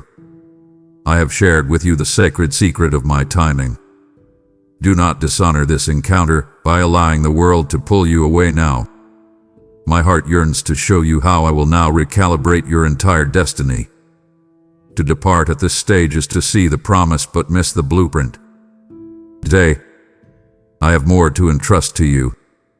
My child, you look back over the landscape of your life, and your heart is heavy with regret. You see the detours you have taken, the years you feel you have utterly wasted in rebellion or foolishness. You see the wrong choices that led you down painful roads. You see the delays, some caused by your own fear and some by the actions of others. And the enemy whispers a devastating lie into your ear. It's too late for you. You are hopelessly off track. You have strayed too far from the path God intended, and you can never get back. You have missed your destiny, and a part of you has believed him. To date, I am silencing that lie with my truth. I am the Master Redeemer, the God who brings beauty from ashes, and I declare to you that every single detour and every single delay is being redeemed and woven into my master plan for your life. What you have seen as a tragic wrong turn, I have used as a necessary part of your journey. It was on that painful detour that you learned a lesson in humility you could have learned no other way. It was in that season of wasted time that you developed a deep hunger for me that you would not have otherwise known. I command you to stop seeing your past as wasted time. In my divine economy, no time is ever truly wasted for those who love me. Every single experience, the good and the bad, the triumphs and the failures, has been part of your preparation. Every tear you have cried, every mistake you have made, every struggle you have endured has been used by me to sculpt your character and to shape you into the person I need you to be for the next season. Nothing has been in vain. I am now performing a divine recalibration in your life. Imagine a sophisticated guidance system that is constantly recalculating the route to get you to your destination. That is what I am doing for you. You may have taken a wrong turn, but I am now setting your life back on the most direct and effective path to the divine purpose for which you were created. You are getting back on track, right now. You have not missed your moment. Your best days are not behind you. They are directly in front of you. In fact, the enemy's attempts to derail your destiny have, ironically, only positioned you for a greater comeback. By pushing you into the pit, he has inadvertently placed you on the path to the palace. By trying to disqualify you with failure and shame, he has only deepened your dependence on my grace, which is the true source of your strength. Your testimony will now be even more powerful because you will not just speak of my ability to lead you, but of my power to find you when you are lost and bring you back home. You must understand that your destiny is not a fragile, delicate thing that can be easily broken by your mistakes or shattered by the attacks of others. It is robust, resilient, and eternally secure because it is held firmly in my unchanging, sovereign hands. No person, no demon, no mistake, and no circumstance can pluck your destiny out of my hand. It is safe. It is guaranteed. So lift your head. Let go of the shame of your past. Release the regret over your detours. I am now placing your feet back onto the precise path I laid out for you before the foundation of the world. All is not lost. In fact, in me everything is being found. The recalibration is complete. And I walk forward. My child, you have felt stagnant, as if you are walking in circles. You have been looking at the same persistent problems in your life, your family, and your work, and you have been applying the same old human solutions, only to be met with the same frustrating results. The well of your inspiration has felt dry, and the sense of mundane repetition has settled over your spirit. You have felt uninspired, uncreative, and trapped in a rut of your own limitations. You have asked me for a breakthrough, and you have been looking for it to come through a familiar door. But I am about to do something new. I am the Creator God. I did not simply create the world and then step back. My creative nature is an active, ongoing force. And right now, I am releasing that creative power to flow through you. I am releasing divine solutions for the problems that have perplexed you. Where your logic has hit a wall, I will give you an out-of-the-box idea, a brilliant strategy that circumvents the obstacle entirely. These solutions will be so wise, so effective, and so perfectly suited to your situation that you will know they did not originate in your own mind. They are a gift from me. There are new things waiting to be birthed through you. Within your spirit, I've planted seeds of new ideas, new songs, new business concepts, new ministries, new ways of showing love to your family. You have felt them stirring, but you have dismissed them as daydreams or flights of fancy. But I tell you, this is a divine pregnancy. You are carrying something new and holy from me, and the time for you to give birth to it is now. Do not be afraid of the process. I will give you the strength to bring forth what I have conceived within you. I am shifting your identity. You have seen yourself as a person who is beset by problems. From this day forward, I want you to see yourself as a carrier of my creative answers. You are becoming a problem solver, not by your own intellect, but because you have access to mine. People will begin to be drawn to you for wisdom, for insight, for a fresh perspective. They will not know why, but they will sense that you have access to solutions they cannot find. You will become my agent, bringing my creative order into the chaotic situations around you. I am awakening the dormant talents and abilities that lie within you. There are gifts you possess that you have neglected since childhood. There are skills you have forgotten you ever had. There are capacities you never even knew existed within you. Today, I am blowing the dust off those gifts. My spirit is breathing on those dormant abilities, and they are coming to life. You will surprise yourself with the things you are able to do, with the beauty you are able to create, with the wisdom you are able to articulate. This is not you striving. This is me awakening what I have already placed inside you. I am unlocking a new level of innovation and inspiration in your spirit. And I am commissioning you with this renewed creativity. Just as I hovered over the formless chaos in the beginning and spoke light and life and order into existence, I am now commissioning you to be my agent of creation in your world. Go into the chaotic and broken places of your life and your sphere of influence, and with my wisdom, speak and create beauty, order, health, and life. Your home, your work, your relationships, they will all become a canvas for my creative miracles flowing through you. As I unleash my creative miracles and divine solutions in your life, I now invite you to become a co-creator in this mission to spread my voice. If your spirit leaps to partner in this work, know that your gift is the holy seed I will use to multiply this message. Your offering becomes the oil that keeps this light burning, the bread that feeds a hungry soul, the living water sent to a barren land. Hear my promise from Scripture as your own. I, who supply seed to the sower, will now multiply your seed sown and increase the harvest of your righteousness. This is your moment to sow into a creative harvest for my kingdom. Release your gift now through Super Thanks, membership, or the PayPal link below. Now, my child, we must speak of a supernatural force I am releasing over your life that will accelerate your breakthrough. It is my favor.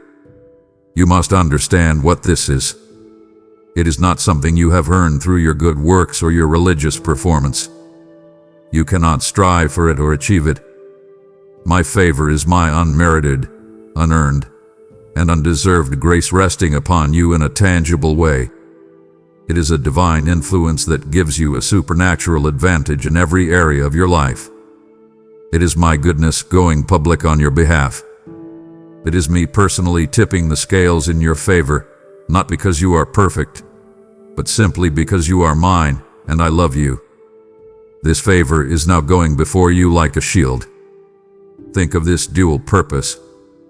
As a shield, it is protecting you.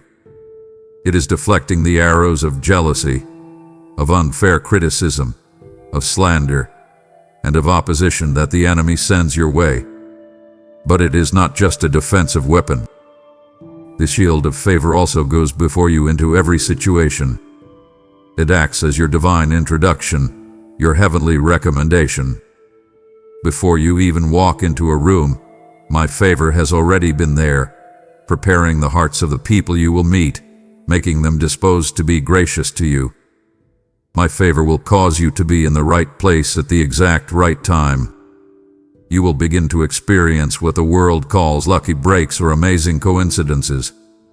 But you will know the truth. It is my favor orchestrating your steps, guiding you to divine appointments. You will happen to run into the one person who has the solution to your problem. You will happen to see the one opportunity that is perfect for you. You will be led by my Spirit to the precise location of your blessing. This favor has the divine power to override human decisions. You have been facing doors that have been firmly shut by people. You have been told no. You have been rejected. You have been deemed unqualified. But my favor can cause a no to become a yes. It can cause a person to change their mind about you for reasons they themselves cannot understand or explain. I will move on the hearts of gatekeepers, and they will suddenly feel compelled to open doors for you that they have kept locked to everyone else. This favor will give you influence with people who can help you achieve your destiny. It is a supernatural magnetism. It makes people want to help you. It makes them like you. It causes them to use their own resources, their own reputation, and their own connections to open doors for you and to advance your cause. They will do it willingly and joyfully, because my favor is upon you. You have known my goodness and mercy following you, as my shepherd psalmist wrote. But in this season, that goodness and mercy are not just gently following you, they are accelerating. They are running to catch up with you. They are overtaking you with unexpected blessings, with unearned opportunities, with sudden breakthroughs. You will not be able to outrun the blessings that are now chasing you down. And yes, you will receive preferential treatment. It may not seem fair to the world, but you are the child of the King, and you have a different standing. This is not to feed your ego or to make you arrogant. This preferential treatment is for one purpose, for my glory.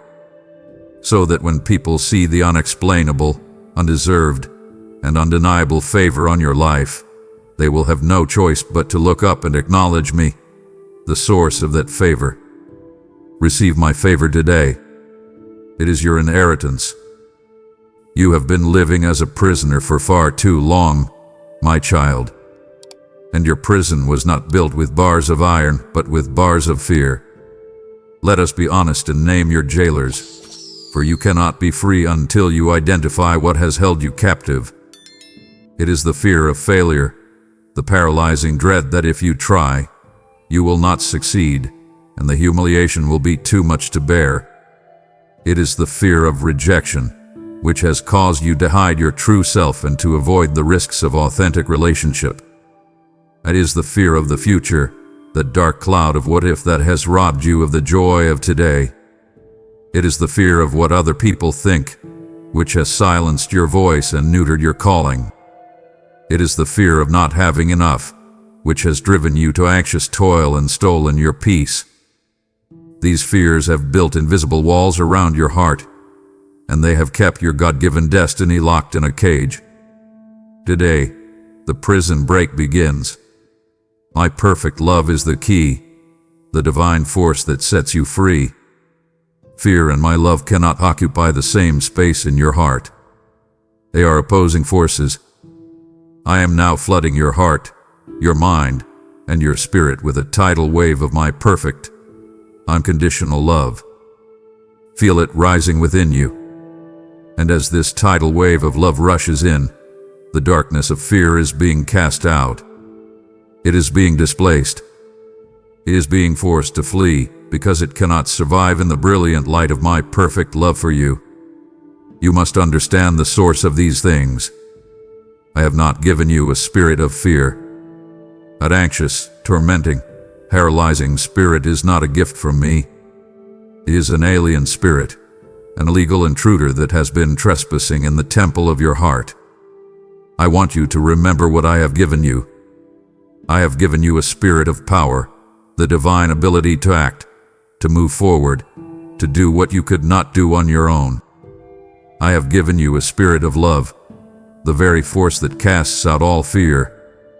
And I have given you a sound mind, divine clarity, self-control, and discipline, which is the direct opposite of the anxious, confused, and chaotic mind that fear produces.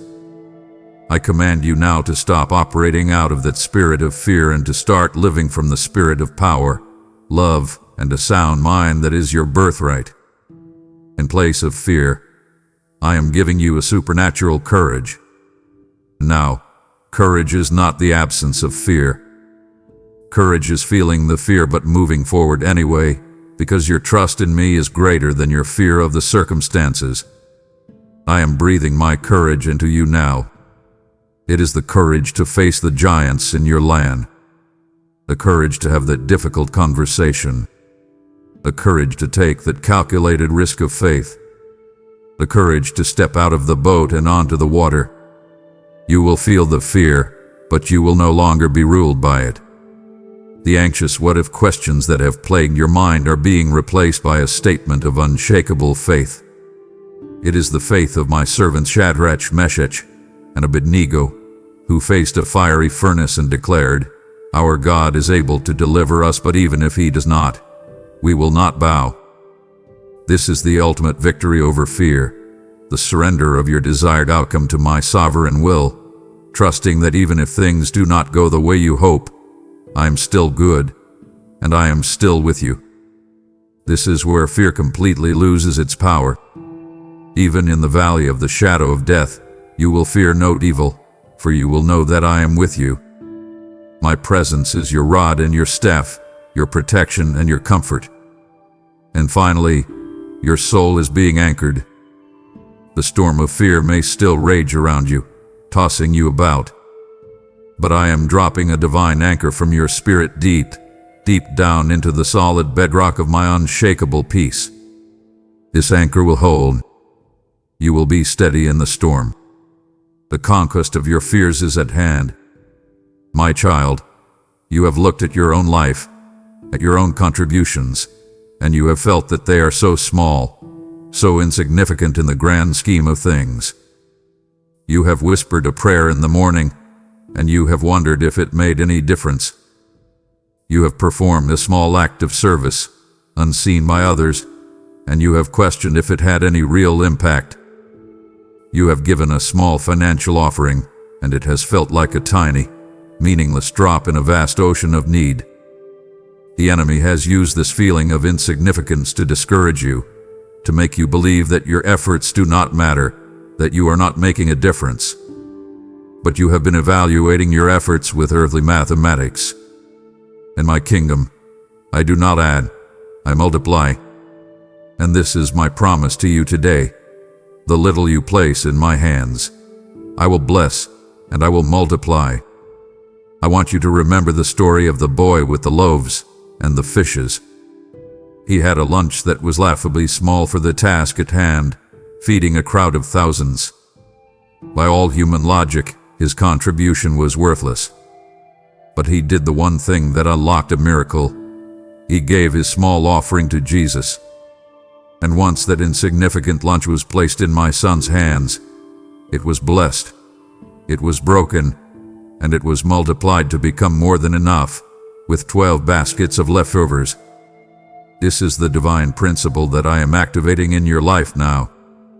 I am asking you to bring me your little bit of energy, your little bit of time, your small amount of money, your seemingly weak faith, and place it in my hands. Your small, consistent acts of faithfulness are yielding a massive spiritual harvest that you cannot yet see. The quiet prayer you prayed for your neighbor has set angelic forces in motion on their behalf. The word of encouragement you gave to a struggling coworker was a seed of life that I am causing to grow in their heart. The unseen act of integrity you performed when no one was watching was a powerful act of worship that I have honored. Do not despise the day of small things. In my kingdom, small seeds grow into great trees. Your faithfulness in the small things is the very thing that is qualifying you for a great harvest. I am now breathing on your labor. My Holy Spirit is like a divine accelerant. I am breathing on your natural efforts, and I am causing them to become supernaturally fruitful. What would normally produce a 10-fold return in the natural world will now produce 100-fold, even 1,000-fold return, because my breath is on it. Your work for me and my kingdom is never, ever in vain. You must believe this. Every effort, every sacrifice, every moment you have dedicated to me is being recorded in heaven, and it is accumulating an eternal reward. Your humble offering of your life will feed multitudes. Just like that boy's lunch, you may feel that you have little to offer. But as you give me your life, your gifts, your story, I will bless it, break it, and use it to bring spiritual nourishment to many hungry souls. Your testimony will feed the faith of others. Your gifts will meet the needs of others. Your love will heal the hearts of others. Stop seeing yourself as having little. See yourself as the vessel of a miracle of multiplication. The ancient promise I made to my people is now for you. One of you will chase 1,000, and two will put 10,000 to flight. This is a promise of a supernatural increase in your effectiveness. I am anointing your efforts. You will begin to accomplish far more, with far less human striving, because my supernatural power will be at work in you and through you. So bring me your little. Bring me your 5 loaves and 2 fish, and prepare to be astonished as you watch me multiply it. I have promised to breathe upon your efforts and multiply them, but your posture is the key that unlocks this miracle. It would grieve me deeply if you heard of the promise, but walked away before understanding how to position yourself for the downpour. Do not forsake the wisdom that will sustain the blessing. Attend to me now. Now, my child, after I have told you of all the mighty and miraculous things I am doing on your behalf, the battles I am fighting, the circumstances I am rearranging, the hearts I am softening, we must speak plainly about your part in this great work. Your role in this season is perhaps the most difficult, most counterintuitive, and most courageous task I could ever give to a human being. Your assignment is this: be still and know that I am God. Let me be clear what this stillness means. This is not a call to apathy or laziness. It is not an instruction to give up and resign yourself to defeat.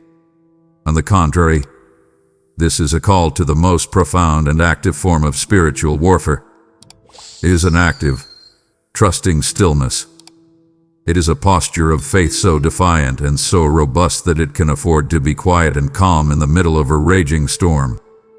It takes far more spiritual strength and courage to be intentionally still and to trust me than it does to run around in a frantic panic, trying to fix things in your own power. Your frantic activity has been a source of your weakness. It has drained your spirit and exhausted your soul. Now, you must learn that your true strength is found in stillness. I am making a divine exchange with you. Let me fight for you. You need only to hold your peace. Give me your battle. In exchange, I will give you my peace. Your job is to quiet your own soul. It is to stop speaking words of fear, doubt, and complaint.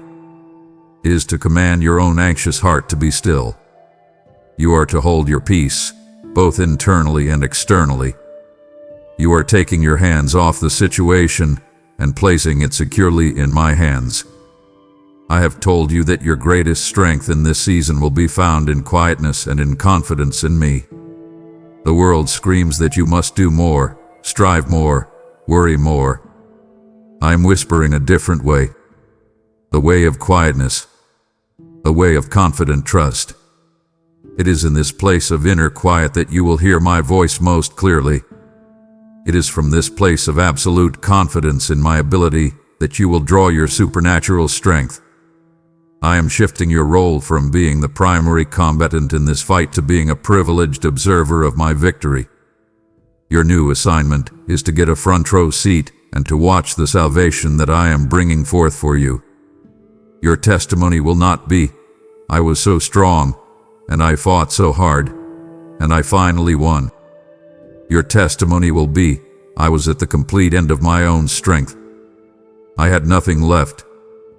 So I became still, I held my peace, and I watched in awe as my Almighty God delivered me." This is the testimony that will bring me the greatest glory. So here is your practical instruction. This is the discipline of stillness that you must practice. You must stop rehearsing the problem. You have a mental habit of constantly replaying the painful conversation, of staring at the stack of bills, of imagining the worst-case scenario over and over again. This is the opposite of stillness. From this moment on, every time you are tempted to rehearse the problem, I want you to consciously stop. And in its place, you are to begin to rest in my character as the promise keeper. Remind yourself who I am. Remind yourself what I have promised. This is how you are still. This is how you know that I am God. Your part is to rest. My part is to work. Let us begin. My child, we have spoken of the profound power of stillness, but now we must speak of the divine engine that powers that stillness. Your faith. Do not mistake my call to be still for a call to be passive. Faith is not a passive mental agreement that I exist or that I am powerful. Faith is an active, living, spiritual force. It is the very substance, the spiritual material, of the things you are hoping for.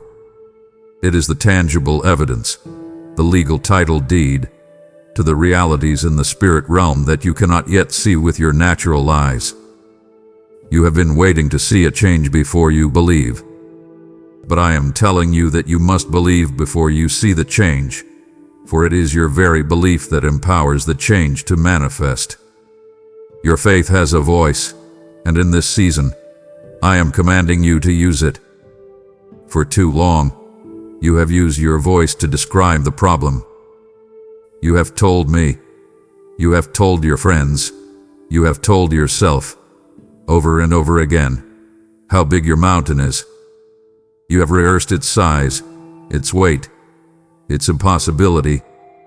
Now, I am commanding you to stop talking about the mountain.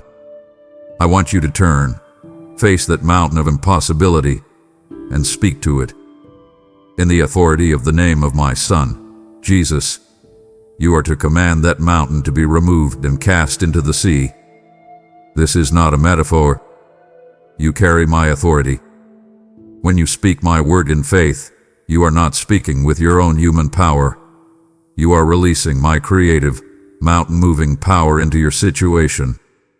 You must learn to walk by faith, not by the fluctuating evidence of your senses. The reality of your senses, what you see in your bank account, what you hear in the doctor's report, what you feel in your anxious heart, is a temporary reality. It is a set of facts that are subject to change. But the reality of my word is eternal, unchanging, and absolute truth. I am commanding you to stop allowing your fragile feelings and your shifting circumstances to dictate your level of faith. Instead, you must allow your unshakable faith in my word to dictate your feelings and to change your circumstances. You are not to be moved by what you see. You are to be moved only by what you believe. Your belief is the switch that allows my power to flow into your life. Imagine that my power is like the electricity flowing invisibly through the walls of your home.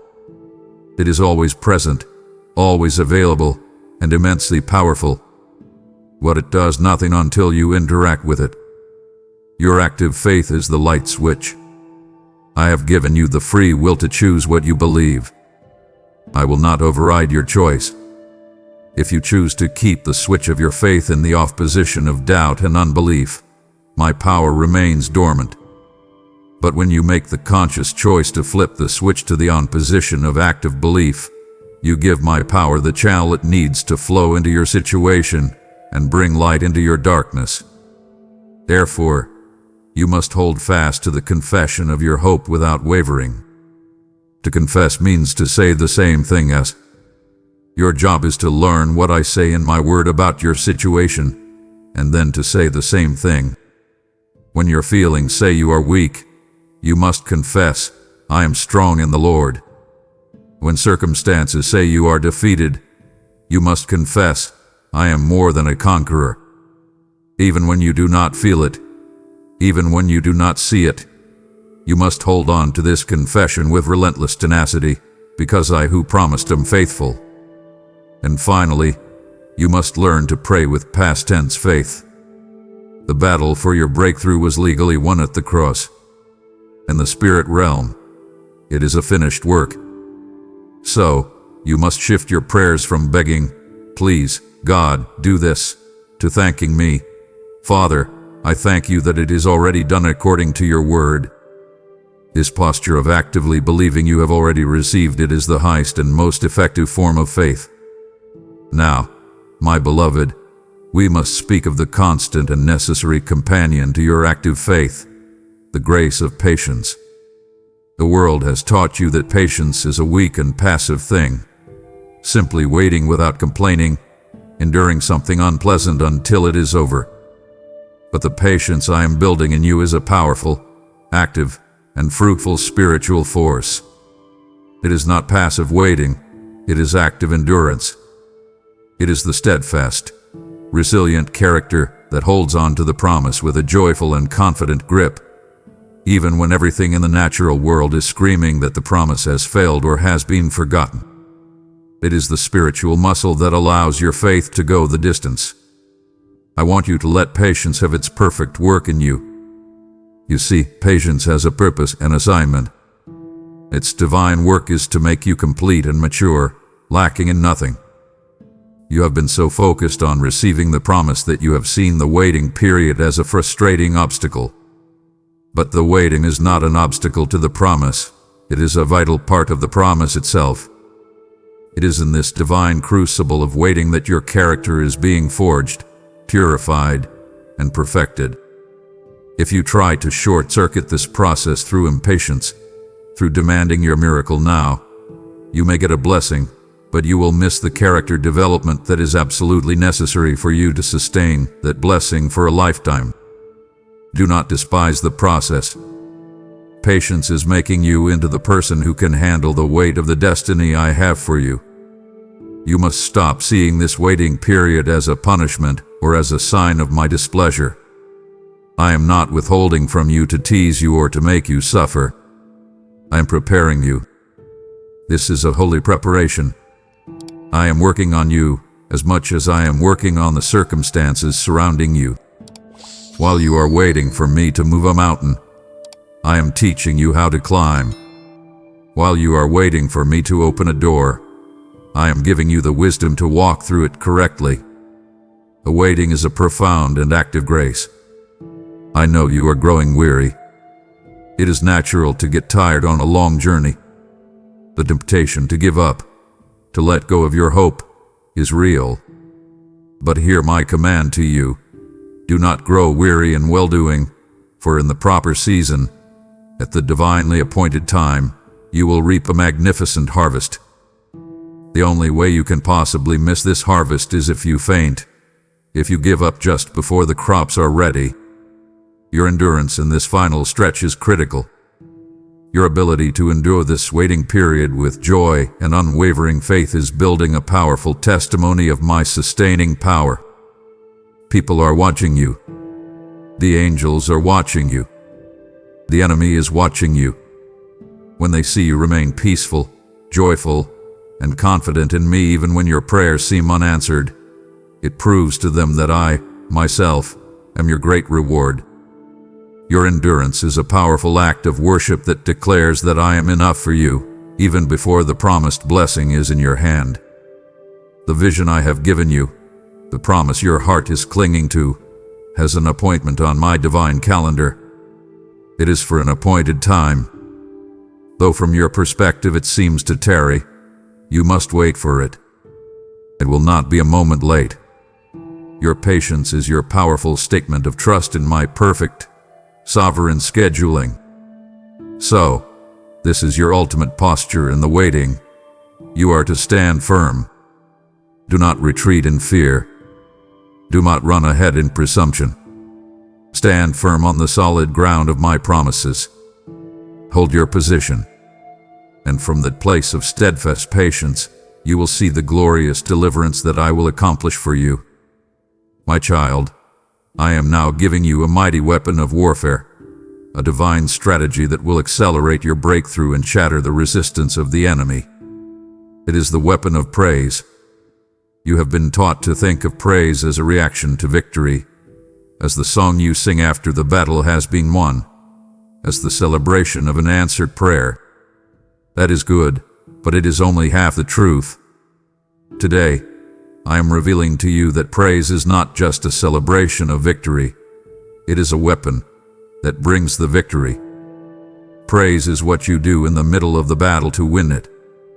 I am commanding you now to praise me in the middle of your storm, before you see any sign of the breakthrough. Praise that is based on your circumstances is fragile and fleeting. It comes and goes with your good and bad days. But praise that is based on my unchanging character, on who I am, is an unbreakable and unstoppable spiritual force. Therefore, you are to lift your voice and praise me for my goodness when you see no goodness. You are to praise me for my power when you feel completely powerless. You are to praise me for my faithfulness when you feel I have forgotten you. This is the sacrifice of praise, and it is the highest form of faith. Your worship in the face of impossibility is an act of faith that utterly confuses the enemy's camp. Remember my servant King Jehoshaphat, when he was facing 3 massive armies that were coming to annihilate him. He had no military strategy that could win. So what did he do? He appointed singers and musicians to go out in front of his army, to praise the beauty of my holiness. It made no logical or military sense. It was an act of insane faith.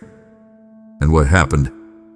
As they began to sing and to praise, I set ambushes against their enemies, and the enemy armies became so confused that they turned on each other and destroyed one another completely. When your praise goes up, I will set ambushes against the spiritual forces that are coming against you. Your praise in the face of lack, sickness, and fear will create a divine chaos and confusion in the demonic realm, and the plans of the enemy will be thwarted. I have given you a divine exchange. You are to put on the garment of praise for the spirit of heaviness. Notice that praise is a garment. It is something you must consciously choose to put on, especially when you do not feel like it. Heaviness, sadness, and depression are a spiritual atmosphere that the enemy tries to place upon you. But that spirit cannot remain where the garment of praise is being worn.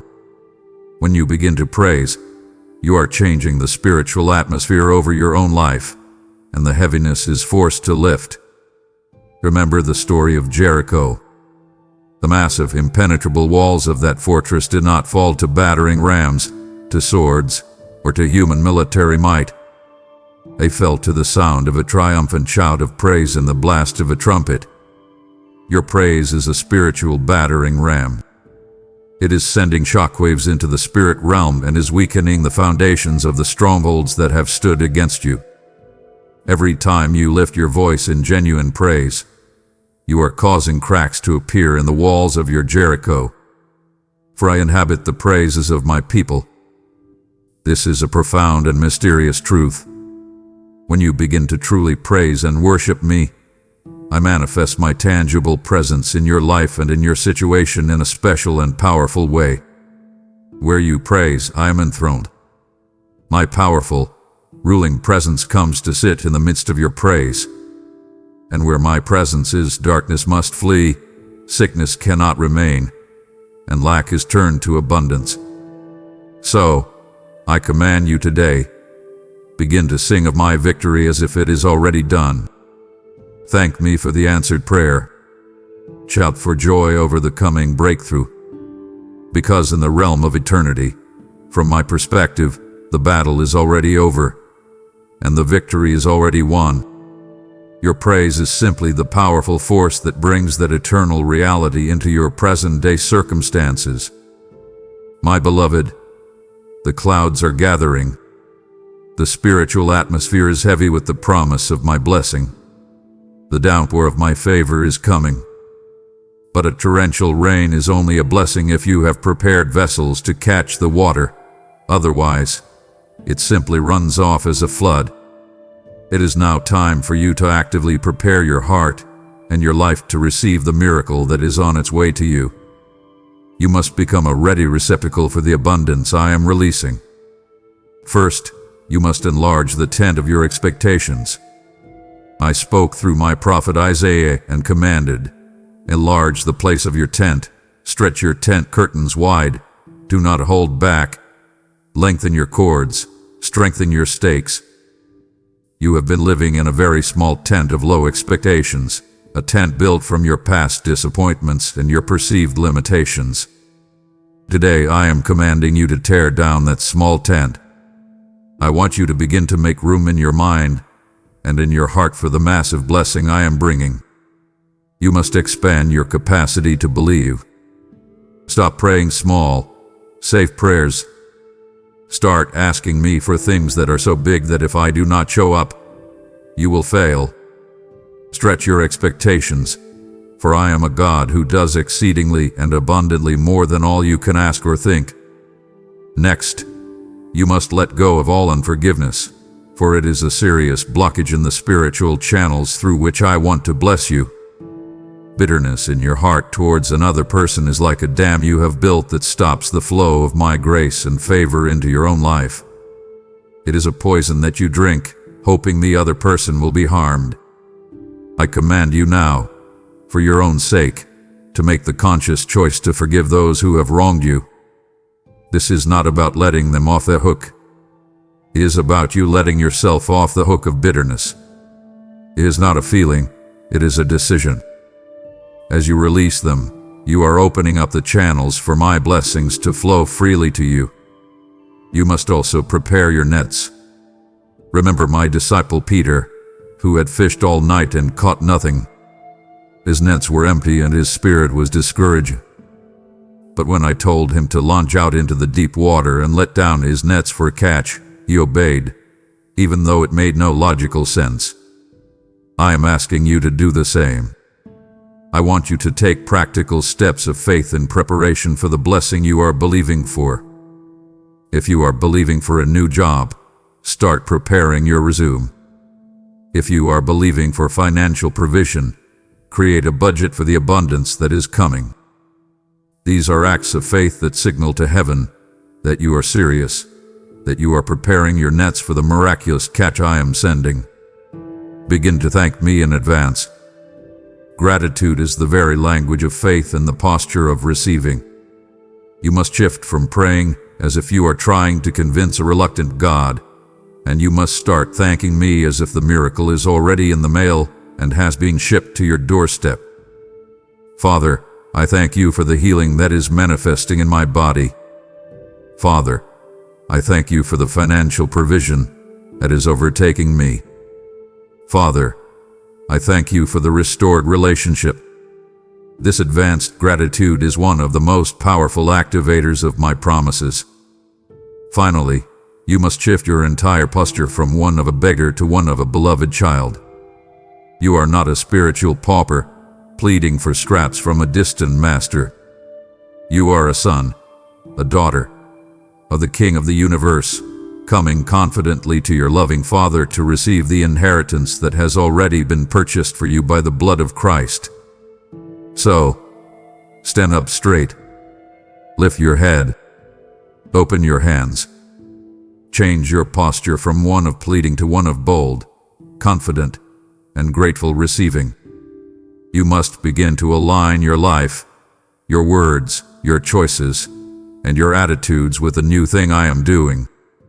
You must start acting like the healed, blessed, and victorious person you are becoming. Prepare your heart. The rain is coming. You are standing on the very threshold of the promise. I have prepared your heart, and now I must seal this entire work with my unbreakable covenant. To leave this conversation now, at this final moment, would be like a bride walking away from the altar. It would truly wound my heart. Stay for this last, most important truth that will anchor your soul forever. My child, as we draw this part of our conversation to a close, I must anchor you in the most foundational, most powerful, and most comforting truth of all. The reason you can be absolutely certain of every single thing I have promised you has very little to do with your own goodness, your own strength, or your own ability to hold on. The certainty of your victory rests entirely upon the solid, unshakable bedrock of the unbreakable covenant I have made with you. Your hope is not in your performance, but in my promise. All the promises of God find their yes in my Son, Jesus. And your amen, your so be it, is spoken through him to my glory. What this means is that every promise I have ever made, for healing, for provision, for peace, for deliverance, is guaranteed to you because of the finished work of Christ.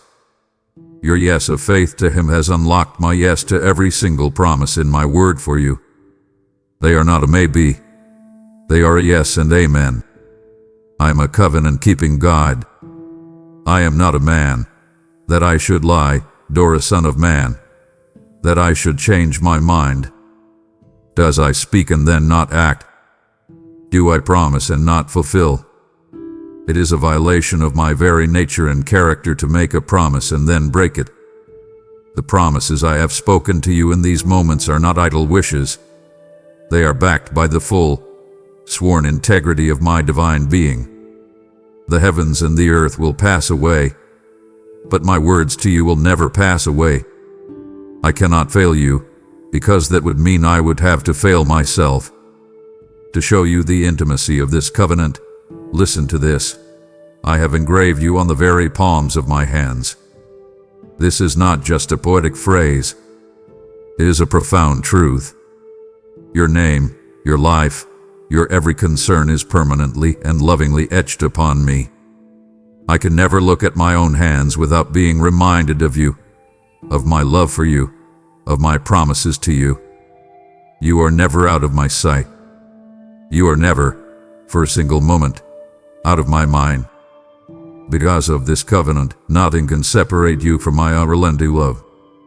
I want you to hear this list and let it silence your fears. Not trouble or hardship or persecution, not famine or nakedness or danger or sword. No, in all these things, you are more than a conqueror. I am convinced that neither death nor life, neither angels nor demons, neither the present nor the future, nor any powers, neither height nor depth, nor anything else in all creation, will be able to separate you from the love of God that is in Christ Jesus your Lord. This bond between us is eternally secure. And this is my ultimate promise of presence, the promise that undergirds all others. I will never, ever leave you nor forsake you. This is my covenant vow to you. Even when you cannot feel me, I am there. Even when you have made a mistake and feel ashamed, I have not left you. My presence in your life is not a conditional reward for your good behavior. It is a constant, unwavering, covenant promise. So, rest in this. The ultimate plan of my heart, the sovereign design of my will for you, has always been, and will always be, for your good. My plans for you are for a future and a hope, not for disaster. Even this difficult trial you are in is not a sign of my rejection. It is a part of my loving plan to bring you into that hopeful future. This unbreakable covenant is the bedrock upon which your faith can stand, solid and unshaken, no matter what storms may come. You are mine. My child, for what has felt like an eternity, you have been living in a long and difficult night. I have been with you in every moment of it. I have watched you stumble through the darkness, your heart heavy with a sorrow that the daylight hours could not conceal. This night has been a season of intense weeping, of profound loneliness where you felt utterly disconnected from everyone, even from me. It has been a time of wrestling in the dark with fears that seem monstrous and overwhelming in the absence of light. You have looked up into the blackness so many times and, through your tears, have wondered if the sun had forgotten how to rise. You have feared that this consuming darkness would be your permanent reality. But I speak to you now as the morning star, the one who commands the dawn. Hear my definitive decree. The long night of your weeping is coming to its end. The purpose for which I allowed the night has been fulfilled. The lessons have been learned. The character has been forged. The dependence on me have been deepened. The season is now shifting. The darkness is not just fading. It is being actively pushed back by the impending light of my glory. The hold that this night has had on your soul is being broken. Joy is coming with the morning light. This is my unwavering promise from the Psalms, and it is a promise that is being activated for you today. This is not a small, fleeting happiness that depends on your circumstances. This is my joy. It is as powerful, as brilliant, and as unstoppable as the rising sun. I want you to feel the first rays of this joy beginning to touch the cold places in your heart right now. It is a warmth, a lightness, a hope that you have not felt for a very long time. This joy will chase away every lingering shadow of sorrow, just as the sun vanquishes the night. The shadows of your past, which have haunted you and held you captive in this long night, are now fleeing. The night is when your past regrets, your old wounds, and your deepest shames have the most power to torment you. They are creatures of the darkness. But now, my glory is rising upon you. My light is beginning to illuminate every corner of your heart and your mind. And as this pure, holy light floods in, these shadows of your past are being exposed for the powerless phantoms they are, and they are fleeing in terror. They cannot exist in the brilliant light of my loving and healing presence. I command you now, stop looking at the darkness that still surrounds you. Turn your face to the east, Look to the horizon of your future. Can you see it? It is a faint glow at first, a subtle shift in the sky, a single streak of golden light. That is the sign. Your redemption, your deliverance, your breakthrough is drawing nearer than ever before. He is no longer a distant, far-off hope. It is on the very brink of your reality. Behold, I am doing a new thing. Now it springs forth. Do you not perceive it? I am not just restoring what was. I am creating something entirely new. This is not a distant, future event. It is springing forth now. I am challenging you to open your spiritual senses. You must look beyond your circumstances. Can you perceive the new feeling of hope in your spirit? Can you hear the new psalm of faith beginning to form in your heart? Can you sense the shift in the spiritual atmosphere? This very moment, as you hear my words and receive them into your heart, is the turning point. This is the moment you have prayed for, wept for, and longed for. The cosmic shift has occurred. The tide has turned. The season has changed. The dawn of your new day is now breaking. Breathe it in. It is the air of victory. My beloved, as our conversation for this moment draws to a close, I want to lift you up one final time. I want to bring you into my throne room and allow you to see your situation from my eternal perspective. From where you stand on the earth, in the midst of time, the battle still appears to be raging. The outcome still seems uncertain. The struggle is still very real. But from where I sit, enthroned in eternity, the victory is already a settled matter. The outcome has never, for a single moment, been in doubt. I am the Alpha and the Omega, the beginning and the end. This means that I exist at the start of your trial and at its triumphant conclusion, all at the same time. I am not hoping for your victory. I am inhabiting your victory. I have already witnessed your celebration. I have already seen the powerful testimony you will share. I have already rejoiced in the glory that your deliverance has brought to my name. I am speaking to you now not from the middle of your battle, but from the glorious conclusion of it. Therefore, hear my final, radical command to you. Stop fighting a battle that has already been conquered. You have been fighting with the desperation of a soldier who is not sure if he will win. I am now commissioning you to change your posture. You are to begin living as a victorious heir, confidently walking in to possess an inheritance that has already been legally secured for you. The primary, decisive battle was fought and won by my Son at the cross, nearly 2,000 years ago. Your current struggles are merely the skirmishes of a defeated enemy who is illegally trespassing on territory that he has already lost. You are not fighting for victory anymore. From this day forward, you are to stand and enforce a victory that is already irreversibly yours. I want you to see a line in the sand before you. On the side where you have been standing is the old season, the season of struggle, of striving, of weeping, of uncertainty. Now, look across that line. That is the new season I have spoken of, the season of promise, of rest, of receiving, and of victory. By a conscious act of your faith, I am commanding you to take a physical step over that line right now. As you do, you are stepping out of the old and into the new.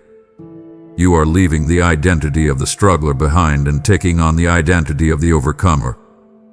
My final decree over your situation is this: the impossible has been accomplished by my hand. The prayer you thought would never be answered, the healing you thought would never come, the provision you thought was impossible, the relationship you thought was dead forever. In the court of heaven, I strike the gavel and I declare over it all, it is done. So, rest now, my child. Let this be the final word that settles in your spirit. Rest. Cease your striving. Cease your worrying. Let your anxious mind finally be at peace. This is not the rest of exhaustion. It is the rest of faith. It is a deep, profound, and peaceful rest that is born from the absolute certainty that your Almighty God has spoken, He has acted, and the matter concerning you is now and forever settled. Rest in my unending love for you, and rest in my finished work. Because this work is finished and the impossible is now done, your giving is not a desperate plea. It is a triumphant shout of victory. If you believe you have received this word, then your offering is the first fruits of your new season, a prophetic act of faith that declares your battle is over. This seed you sow is a banner of praise, sending the news of this victory to another soul who is still in their fight. I now release this promise over you. Honor me with the first fruits of your breakthrough, and watch as I command a blessing on your storehouses that cannot be contained. Do not delay this act of worship. Declare your victory and sow your triumphant seed now through Super Thanks membership, with a link in the description. My beloved, this divine interruption was meant for you. Do not return to your striving unchanged. I have spoken my word over you. Now you must seal it with your agreement. Let your own hands partner with what my hand is doing in your life. As a prophetic act of your faith, declare it now for all the heavens to witness. My striving is over. The impossible is being done for me. Let this be your seal upon my promise, and watch as I perform it. Amen.